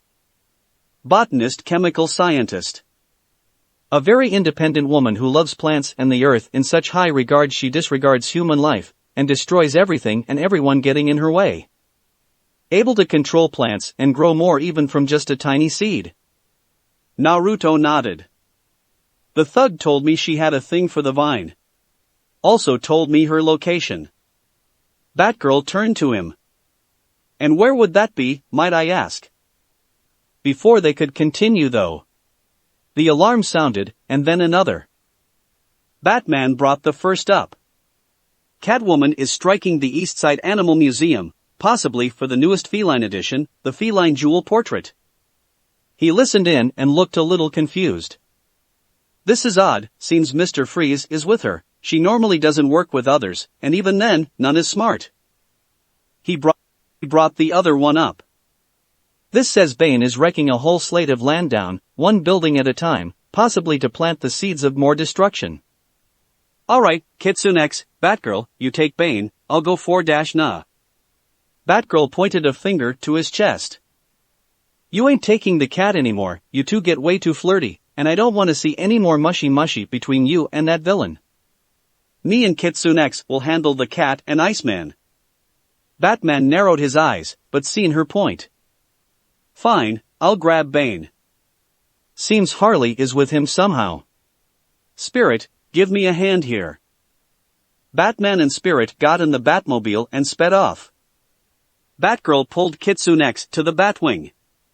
Get in. Naruto smiled. So, your mentor has a thing for felines? Batgirl scoffed as she got the plane flying to the museum. You betcha. Robin sees Raven about an object, make. Robin knocked on Raven's door, and seeing her open it he smiled. Hey, mind if I come in? She nodded and gestured him inside. He looked around a bit. You have a very nice room. She floated to her circle of books and smiled back.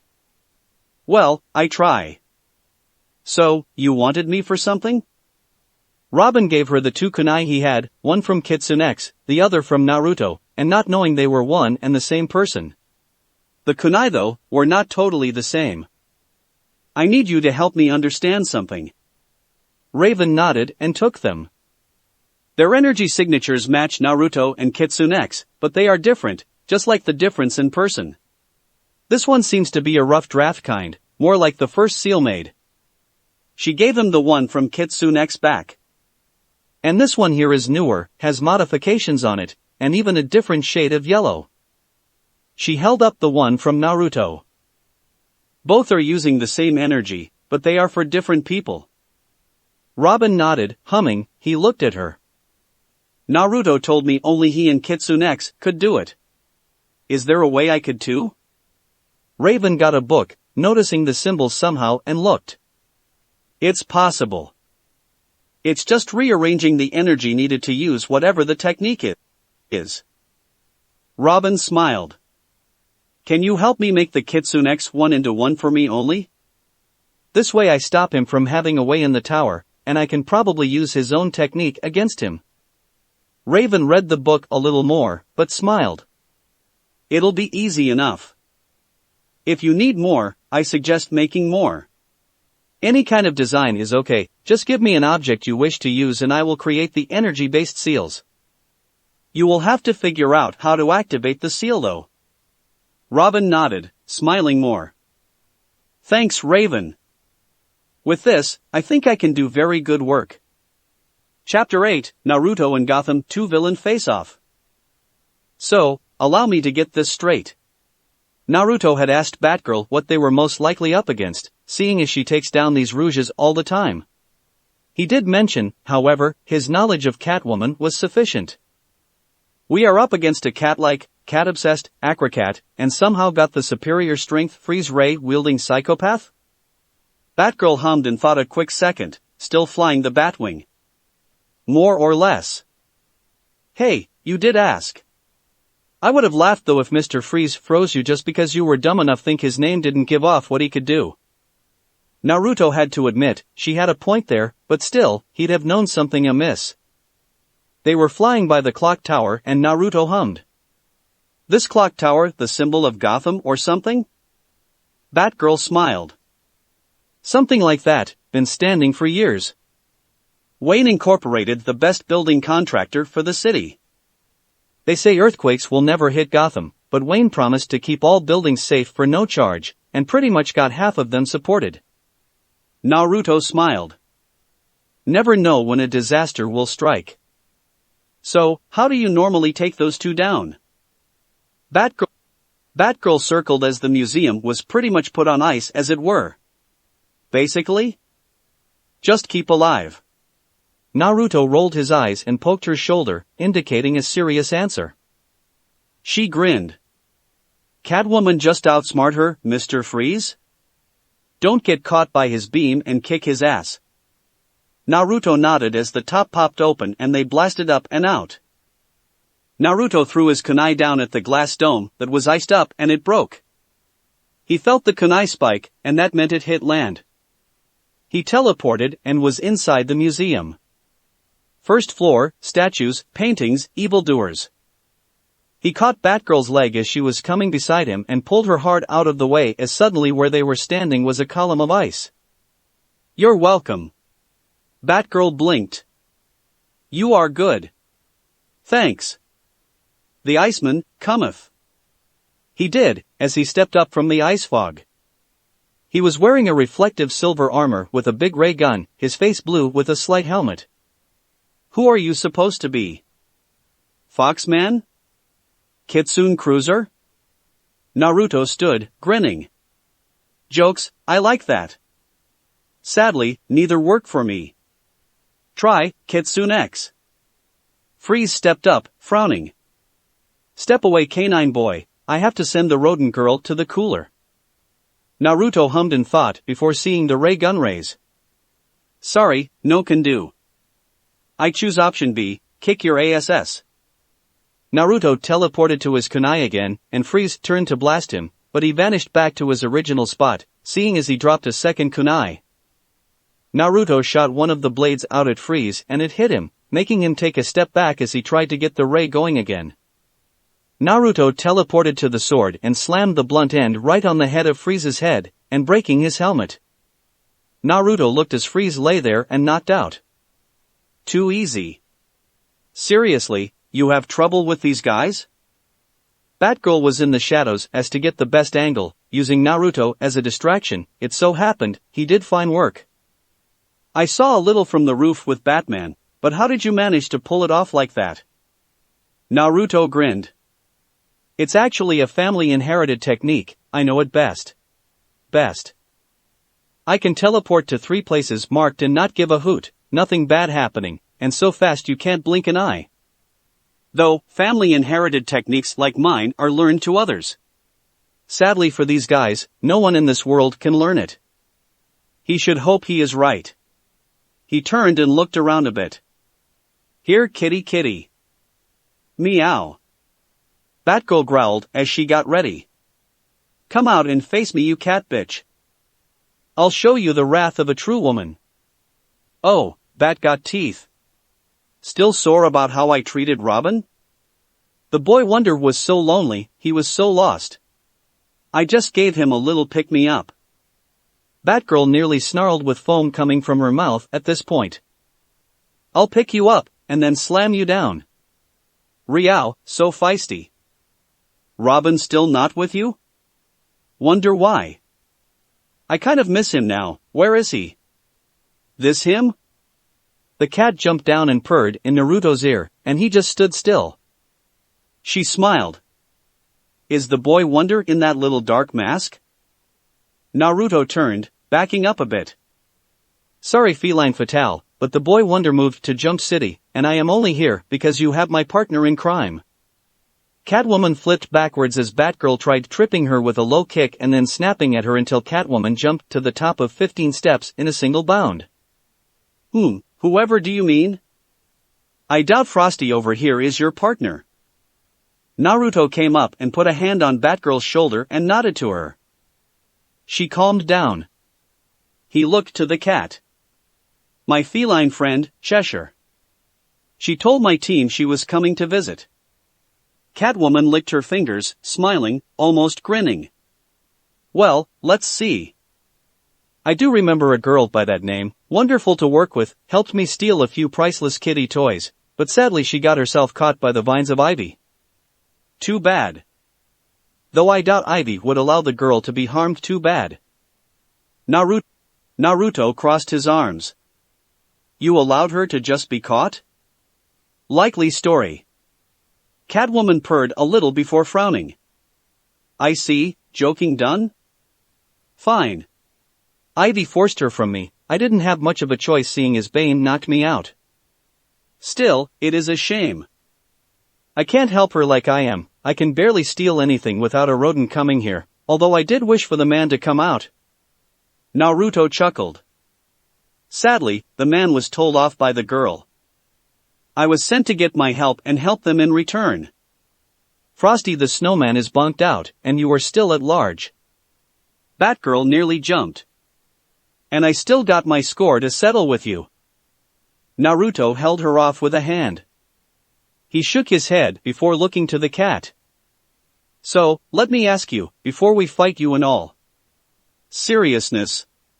Do you know why Bane, Harley and Ivy all are going crazy uptown? Catwoman looked to Naruto for a moment, then smiled. For a decent guy like you? Sure.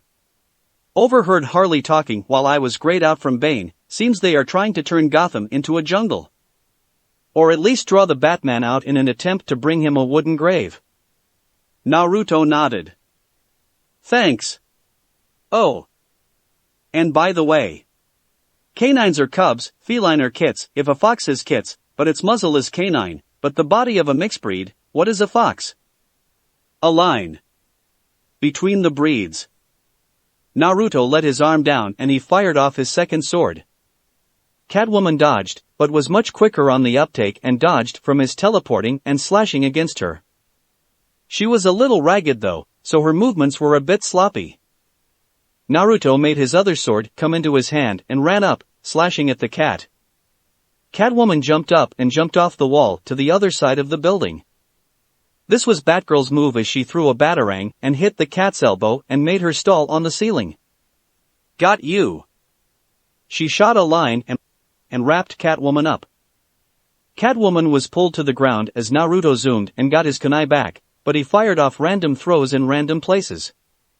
He was expecting a better fight, because he only heard one rumor from the Gotham villains. The cat burglar was never caught, he was supposing SHE was this cat burglar. Batgirl threw a hard hook. Take this you bitch. Catwoman slipped out and got on her hands, kicking at the Batgirl. Sorry girl, but real women do not play fair with men. Besides, I'm a cat, not a dog. Though I am all woman. Naruto chuckled from behind her. Turning her insult around on her, nice. But, sadly, not gonna distract me. Catwoman jumped in instinct, clawing into the ceiling stiff as a board, as if arching her back as she was on the ground, but on the ceiling and upside down. Naruto blinked before laughing loudly. Ha ha ha ha. So, rich. Who knew the cartoons were real ha ha ha ha ha. Catwoman grabbed her whip and snapped at his feet. Woo. Never let my guard down. Catwoman hissed before jumping down and ducking instantly from Batgirl's swirling kick and jumping over the low spiral kick before flipping off from the barrage of fists. Naruto chuckled seeing this. Seriously, I see why she's so hard to catch, she just plays with you. Batgirl turned to him. Shut up. And turned back, blocking the Catwoman from clawing into her and uppercutting hard, and only landed a light graze on Catwoman's chin. Catwoman backed up a few steps with the incoming sucker punches, but jumped high and onto a ledge of a railing. Purr. The sidekick not up to the task? As always. Batgirl growled more, but Naruto took her shoulder again. Come. She's trying to rile you up more, trying to get you to make mistakes so it seems so easy it just makes it more fun to get away from you. Listen. Calm down, and fight like you were trained. I will follow your every move. Move. Batgirl scoffed, standing tall. You have no idea how I perform my moves, so no way will you be copying me. Naruto chuckled but patted her shoulder. Humor me. Try it before you knock it out. Batgirl hummed, looking at him a little before nodding. Fine, but if you can't keep up I'm knocking you out and hard. Under the mask, Naruto activated his Sharingan and Rinnegan and grinned. Hey, it took the spirit crashing my head into the hard walls so fast and hard I couldn't recover enough to think what letter of the alphabet came first. You can't be doing much compared. She jumped up, Naruto following her and as if mirroring her every muscle contraction, and both rose up and came to the Catwoman. Catwoman jumped up to get away, but Batgirl and Naruto grabbed the ledge and flipped upside down and pushed hard, jumping higher and trying a double heel kick each to Catwoman. Catwoman jumped off the wall and above them, but Batgirl and Naruto flipped off and landed on the railing as Catwoman literally went on all fours and clawed her way up the next wall. Naruto and Batgirl saw this, nodding, and jumped off the railing and high into the air. They flipped and slammed both feet down again, and as Catwoman tried to claw into them both, and Catwoman went flying to the ground. She landed on her feet and rolled out of the way as Naruto and Batgirl landed where she was and then twisted alongside each other. Batgirl jumped and twisted before snapping a leg out and giving a flying back kick, which Naruto copied and mirrored as a white dove flew by. They landed as Catwoman rolled out of the way again, but Batgirl and Naruto stopped their coordinated assault as Batgirl threw a line out and caught Catwoman in it and pulled. Catwoman clawed out of it, and was about to go in for a clawing strike to Naruto, who put a hand up and before she could get close, she was violently flown backwards and hit the wall, groaning as she didn't know what had happened. Batgirl and Naruto were coming up on her and about to cuff her, when she snapped and slammed a heel in them both. Batgirl, being a lightweight fighter, flew back farther than Naruto, who only went back a foot or two. Naruto caught Catwoman's fist and tried to grab her gut with his own, which she spun around and using momentum and a hard push back and pulling on his arm, tried to flip him over her. Naruto stayed put though and she only managed to hurt herself trying to do that, and he grabbed her belt and threw her up and then down into the ground. Catwoman was a hell of a fighter though and was on her feet and finally got a clean hit in, her claws sinking into Naruto's chest on the left. He stood there looking at her as she did so and she looked a little shocked to see he was unaffected. Naruto chuckled, knocking on his suit. A good layer of Supreme Dragon skin, as well as Titan Omega metallic plates embedded for maximum flexibility, and protection enough with that to keep myself safe. Sorry sweetheart, but you are no match for me. He snapped his fingers and she was pushed back again, but this time she landed on her feet. She didn't see him where he was a moment ago though. Here. She turned to see his fist coming in and ducked under it and jumped to the left, only to have him right beside her and she having to whip herself and pull the cord of it to get to the more frozen section of the museum. Bad move, as he was where his first kunai was when he got here, and flipped backwards, slamming a foot into her chin, but she flipped back as well and flipped twice before jumping high into the air and landing back on the top of the steps she was on when talking, because he was behind her yet again before she jumped. Naruto grinned. Nice moves, you learn fast, faster than Batman anyway. Batman is more of a heavy armored tank. Can dish out the damage, take it all, and still give more. His speed however is not so great. His agility and flexibility with his suit is amazing though, and that is his only strength against speed types. He's seen her huffing, quite drained from her run-in with Bane, the hit she took, and the fact her stamina wasn't good enough to handle both him and Batgirl. Batgirl, he knew she would do this, had taken refuge in the dark, hoping for him to keep being a distraction till she could handle it. Bad move. Naruto turned to Catwoman fully. I myself have all lightweight material but still giving high flexibility, agility, maneuverability, and to top it all off, intensely strong defense and armor. Making my suit much higher grade than Batman's. I even have my speed, which I will show you. Naruto was suddenly up those steps in a second, no teleporting as she seen him run up, and punched hard. She jumped to the side and seen his fist contact the wall, which was now a hole in the wall, but that didn't stop him and he ripped it from the wall and kicked at the ground to get her. Catwoman flipped back on her feet only to have him spin and kick hard and far, having her block it and spin with it to get away unharmed. Naruto kicked off the wall with his still spinning foot, and rose in the air and using the same foot kicked off the railing of the walkway and flipped, somersaulting as his legs came down and his back being turned to Catwoman. Catwoman flipped forward, dodging the foot as it landed and rolled her leg out to catch his head with a fierce heel. He caught it in his hands and led it to his side. This allowed him to be a pole she was connected to and spun, bringing her into the air and flying from her spot and in front of him and into the wall where he threw her into. Naruto did not stop there as he pulled her leg and made her get closer where he threw a palm down into her stomach and slammed her into the floor. He then picked her up and threw her over his shoulder and into the floor again, knocking her out this time. Naruto sighed and stood straight, popping his neck. Cat got your tongue? Or just surprised to see this?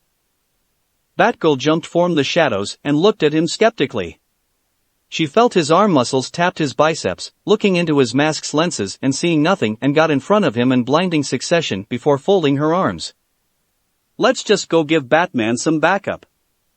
In her mind though, she was wondering how Robin was still alive considering Naruto's strength. His only hope is his team so far. This guy is playing with them like toys. Damn, I wonder how Batman is still alive too. They were nearing the upper districts where Bane was reported, and Naruto was having a question. So, tell me, who is Bane and Harley, and what are their weaknesses? Batgirl chuckled nervously.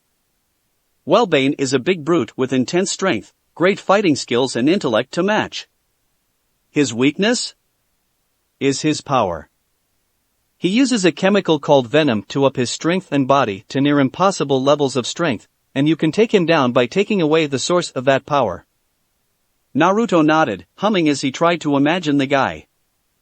Batgirl continued. Harley is a bit different. She's normal, no special attributes. Well, except when Poison Ivy got her a while back, she got injected with some special DNA mix and was stronger and faster, but only by a little, and more immune to poison now, but basically gave her enhancements. She's also a clown. Naruto nodded and chuckled at that. Clown villains? Who would have thought that? Oh right, the Joker. They came up to the demolition that was taking place and Naruto seen Batman being held up by Bane. Nice. Batsy got himself knocked the fuck out. Got a quick eject? Batgirl reached up and pulled on some cords before she fell from her seat and out the bottom of the plane. Naruto did the same and threw his kunai again, hitting near Bane and teleporting. As soon as he got close he seen plugs, 3 of them, one going in the arms each and one in the head. He jumped over Bane, who was turning, and cut into all 3 with a single slice of his back sword and looked to see his handiwork. Naruto looked slightly puzzled. Batgirl seen Bane stop and went by Naruto to see. Nice. But, that's not venom. The green stuff inside the tubes came out in sloppy slush and Batgirl went to it and backed up, covering her nose. Sewage. In a creepy deep and slightly high-pitched voice Bane turned and talked to them. Well, if it isn't Ratgirl. I was just about to have a rat snack. Sorry, but Ivy promised me a good meal and this was like going to a 5-star restaurant with an all-you-can-eat-for-free coupon. Not it turned to dinner and dessert. Batgirl paled a little. This can't be. Naruto looked to Batgirl. The voice doesn't match the man, what the hell is going on? Batgirl yelled as she threw her batarangs, which hit into the legs and chest of Bane, but when they blew, the skin and clothes of Bane were ripped apart, and under it was scales, green slimy scales. Killer Croc. Naruto looked a little surprised now. Okay, so is Bane also known as Killer Croc? You do realize I am not up to date on all your major villains. Killer Croc laughed as he stomped to them with amazing speed. Tick-tock. Feed the croc. He roared loudly as he ripped his fake Bane skin off and jumped at them. Naruto teleported to his kunai again and Batgirl rolled under him as he jumped, narrowly missing his teeth. Batgirl scoffed. Killer Croc and Bane are different. Bane is how I explained, but Killer Croc. He's different. Enough talk. Meal time. They found Batman thrown at them, and Batgirl, being the selfless hero she was, caught him, costing her ribs as she hit the back of a beam sticking out of the demolished area. Naruto, however, shot his swords from his arms again and hit Croc. Croc laughed. Thought those stupid things could harm me, boy? Not a chance. Suddenly the swords gleamed in yellow light and he saw it blinding him as he felt pain. He was thrown back and hit a still standing building hard, and looked down to see his armored scales torn and peeled back, and very heavily damaged. Naruto hummed as he stood straight, holding his swords in his hands. I see. Hey, Bat and Red? What's this guy's deal? I hit him with the back end and he is still standing. Batman grunted, coming out of his little knockout. Nearly impenetrable armored skin, incredible superhuman strength. Bastard to take down. I came prepared to take Bane, not Croc. Batgirl rubbed her ribs as Croc got up. Harley's idea of a joke, no doubt. Naruto hummed. Leave it to me.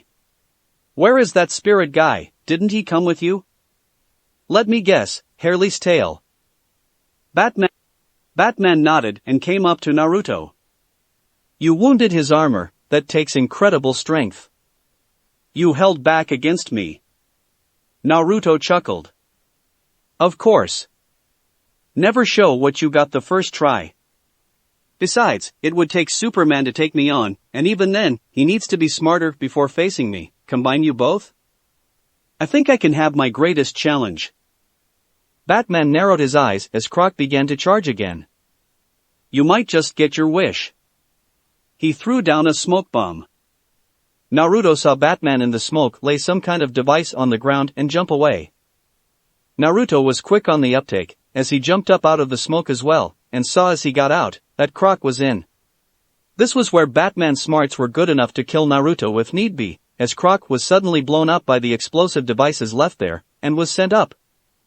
Naruto saw the reasoning behind Batman now, and slashed hard down to meet the Croc. Bad move, because Croc had actually jumped to meet him, and grabbed him in mid-air before getting back to the ground. Naruto didn't allow this to go on and took his swords and stabbed them into Croc's wrists, making the mutant crocodile man cry in pain and throw him through 2 whole buildings. Naruto was embedded in the concrete he was currently 3 inches into. With his mask on you would not see it, but he had a deadpan look. Naruto sighed, resting for a bit. This hero gig is rough. I see why Batman normally can't take these guys first round, but I gotta respect him. With his limited powers he can take on the entire bunch by himself and escape with enough time to get to bed for the morning. That is true power. He picked himself from the wall and brushed the debris off him. Time to cut me up a crocodile purse to give to Jinx. He returned his swords and teleported to his kunai again, in time to duck or at least have Batgirl hit him whilst flying backwards. Killer Croc was a beast, and Batgirl had not been experienced against him it seemed. He looked to Batgirl. Hey, Red, tell me, why can't you go toe-to-toe with Croc? Seems Batman can. Batman was currently doing his martial arts thing, grabbing the powerful punch to his head and pulling on it hard, even jumping for the extra leverage before pulling Croc to his knees. Croc got on one leg and jumped, trying to catch Batman, only to have Batman slam a punch in his face and roll out of the way before being eaten again. Batgirl grunted, getting up and throwing a batarang to Croc, which hit his nose, making his unsteady. Because Batman doesn't want me to, and I see why.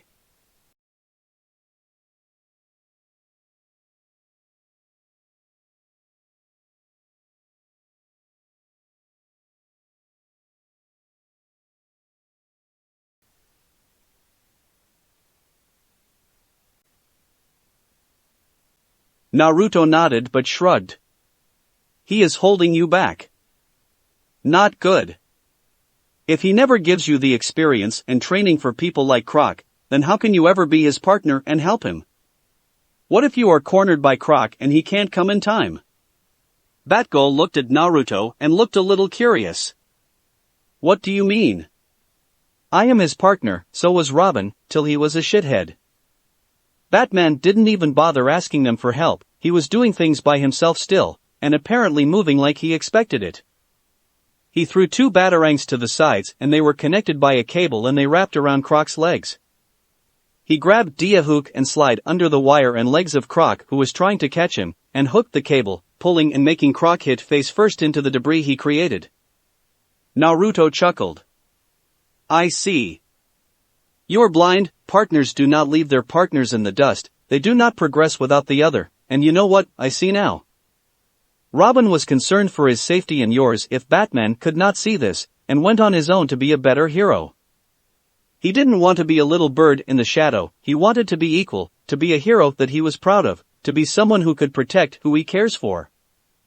Naruto stepped up, seeing Batman climbing on the back of Croc, only to have Croc grab him and fly back, landing on the Batman. Robin will not let his partners and team stay behind as he takes care of things. He will allow his team to grow with him, so they all are stronger, not just one, not just he being prepared, but all of them. If you truly cared for Robin at all, you would see it from his side of things, but for now, I think I will end this. Naruto was glowing red, and his cape was clinging to his back, but the end of it turning into a tail. The fun begins. Naruto jumped and nearly teleported with his speed and crashed a hard hook into Croc's belly, making him drop Batman and cough. Naruto slammed an uppercut into Croc's jaws, and made him fly up and back about 10 feet.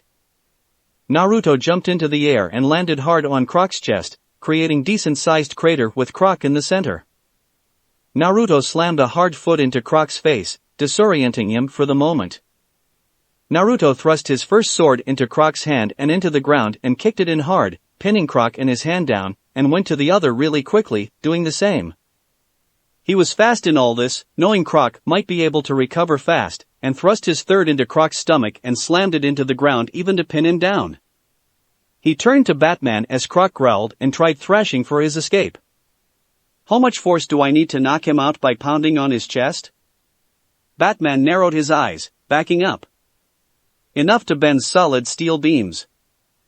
Naruto jumped really high into the air, and before he got out of sight, he was coming back down at a decent speed. Croc saw this and ripped the blades in his hands out of the ground and roared. Meal time. Feed the Croc. Not today. Naruto slashed his red glowing swords hard into Croc's chest and the crater grew larger. Naruto stood over an unconscious Croc and saw the red marks shaped like an X on his chest. He had used the back of his blades for that. He got of Croc. Batman and Batgirl saw this and nodded, Batman speaking first. Good work. You have helped a lot here, so I will not arrest you, but be forewarned, any criminal activity and I will detail you in an instant. Naruto put his swords all back in place. I hear ya, but I took Croc alone. I doubt you can pack enough power even with Red here. By the way, Spirit not back yet? They looked around and Batman sighed. Let's go find him, he's probably trapped by now. Naruto followed with Batgirl beside him. Looking down on his partners, once again. Batgirl looked to Naruto, then to Batman, and shortly after, looked down and thought. I'll make Jump City Chronicles Part 2. Jinx was walking in the short slums of the market district, seeing as how Gizmo was busy, Mammoth needed for heavy lifting, Kid went to see Simon Cheshire and Naruto were gone in Gotham, and Private Hive was sleeping. She was going in for a visit. To her surrogate parents. She knocked on the door of a small house at the edge of the block, and after a second or two she heard a buzzing, then a ring, and shortly after a snap. She smiled and came in, seeing no one in the living room. She gone to the kitchen area and saw her surrogate father sitting at the table, cleaning his favorite pistol, an HNK.45 Sock'em. Nearly impossible to get without a military contract, or so he told her. Held 12 rounds in a clip and 1 in the chamber, and a pretty accurate and reliable gun. He was brushing the inside. How you doing, Squirt? He was smoking and puffed some smoke into the air. She sat down, sighing. Nothing to do around base, thought I'd drop in to see you guys. Hey, speaking of which, where is she? Marley grunted, shrugging a shoulder behind him. She is sleeping, had a rough day today, she said. The captain is scrambling us to work harder. Harder. Suddenly though Marley felt something against his neck and stopped breathing, staying still. He heard a voice behind him. Did you not check the calendar? Jinx snickered, seeing Big Bad Marley being threatened with his life by a sugar stick candy. Marley grumbled, taking the cigarette from his mouth and giving it to his wife. She took it and put it in her mouth, seeing as it was half gone she would have the rest and be fair. His wife was a white-haired woman, slightly darker skin tone than her husband and gray eyes. She went and got another before turning to the table. Jinx, glad to see you arrived. Hope you're not causing too much trouble. Jinx shrugged. You know me, just doing my part. Marley turned to his wife, biting on the sugar stick. Sorry Kanan, forgot to look, I had a rough couple day. Seems the hive and the Titans are in for it with this new shit going on. Kanan hummed, taking the last swag of the cigarette and biting on the sugar stick. I heard. This girl good enough to beat you, Jack? Marley's real name being Jack, but his alternate name for protection was Good in public. Jinx frowned. I saw who he was against, I still am glad my friend saved your ass, old man. Jack grunted, biting the rest of the piece he had bitten off earlier into bits. Hey, she was tough, but I ain't allowed to shoot to kill anymore, so I can't exactly do my work without some trouble. Kanan smiled. Same old goat. But that's why I love you. You're a tough one, and you're my old goat. She kissed his furry cheek and sat beside him, grabbing some string and twisting it around in her hands. Jinx blew a raspberry. Ew, adult icky. She smiled though. Though I was hoping for advice. I like this guy on my team. Jack twirled the candy stick in his fingers as he set his gun pieces down. Down. Really, the little shrimp? Or the big furry one? Jinx pouted. Neither. The one I love is the one who saved your ass. Jack nodded, putting the stick in his mouth and sighed. Well, do you know anything about him? There has to be no secrets between you and him. If he has a secret and he won't tell you, you have to compromise, but make sure the secret is worth keeping secret. Kanan pulled on the middle of the string she was playing with up with her teeth, and the string made a cat's cradle Eiffel Tower, and spoke with the string still in her teeth. And make sure the relationship is fair to both of you. If you are unhappy with his choices or he is unhappy with yours, the relationship is one-sided and you can't stand on that foundation. Kinda like that National Treasure movie with the slate on the stick trap at the end? Jinx chuckled. I guess. Thanks. That's why you have the calendar set up, right? To make sure you're both using your addictions evenly with each other and being fair about it? Jack grunted as he was done. Yeah. Although we forget sometimes, me mostly. Kanan pulled the string back to one string and pulled Jack's face to hers and kissed him on the lips, the candy sticks not sure who it wants to be with. It stuck with Jack, who grinned. Kanan smiled. It's fine, I sometimes forget too. Suddenly they heard a knock and Kanan pressed the button near Jack, flipped the switch, and then turned the key. Their locking mechanism for safety. Jinx turned to the area near the door. Expecting someone from the precinct? Kanan smiled more, biting her sugar stick. Nope, my other surrogate daughter. Jinx pouted. She didn't actually like the idea of having a surrogate sister she didn't know. After a few years of knowing they had her in this surrogate family, she grown to hate this sister. But she did make a promise to Kanan and Jack, to give her a chance if they ever met. Jinx saw as the surrogate sister she had here come around the corner, and her eyes widened. Hey, I'm home. Sorry, the doctor gave me a rough talk, but I threw him down. I had enough of his crap. Appearing there was a green-skinned girl wearing a green and black patterned shirt and long black hair. Jinx knew who this girl was. Shago Go. Shago smiled, putting her hands at her hips. Well, seems I finally meet the thief of a sister. How you doin', kiddo? Shago came up and put a hand out. Shago, and you are Jinx, right? Jinx smiled, standing and shaking Shago's hand. Pleasure. Heard you were a villain, and now I see which. Kim possible know you're here? Shago scoffed, pouting. Little Miss Goody Goody keeps kicking my ass, I need a change. Though I'd kick back for a bit and figure out where. Kanan sighed. No talk of work whilst at the table. The roast is almost done, wanna get a bite to eat before you two start sparring in the back? Jinx and Shago looked curious at their surrogate mother, then back at each other, then smiled and both said it at the same time. I wouldn't mind a good spar. That's it for this reading. Hit like and subscribe for a free ticket pass going to the different worlds of anime fanfiction. Looking forward to having you on board again.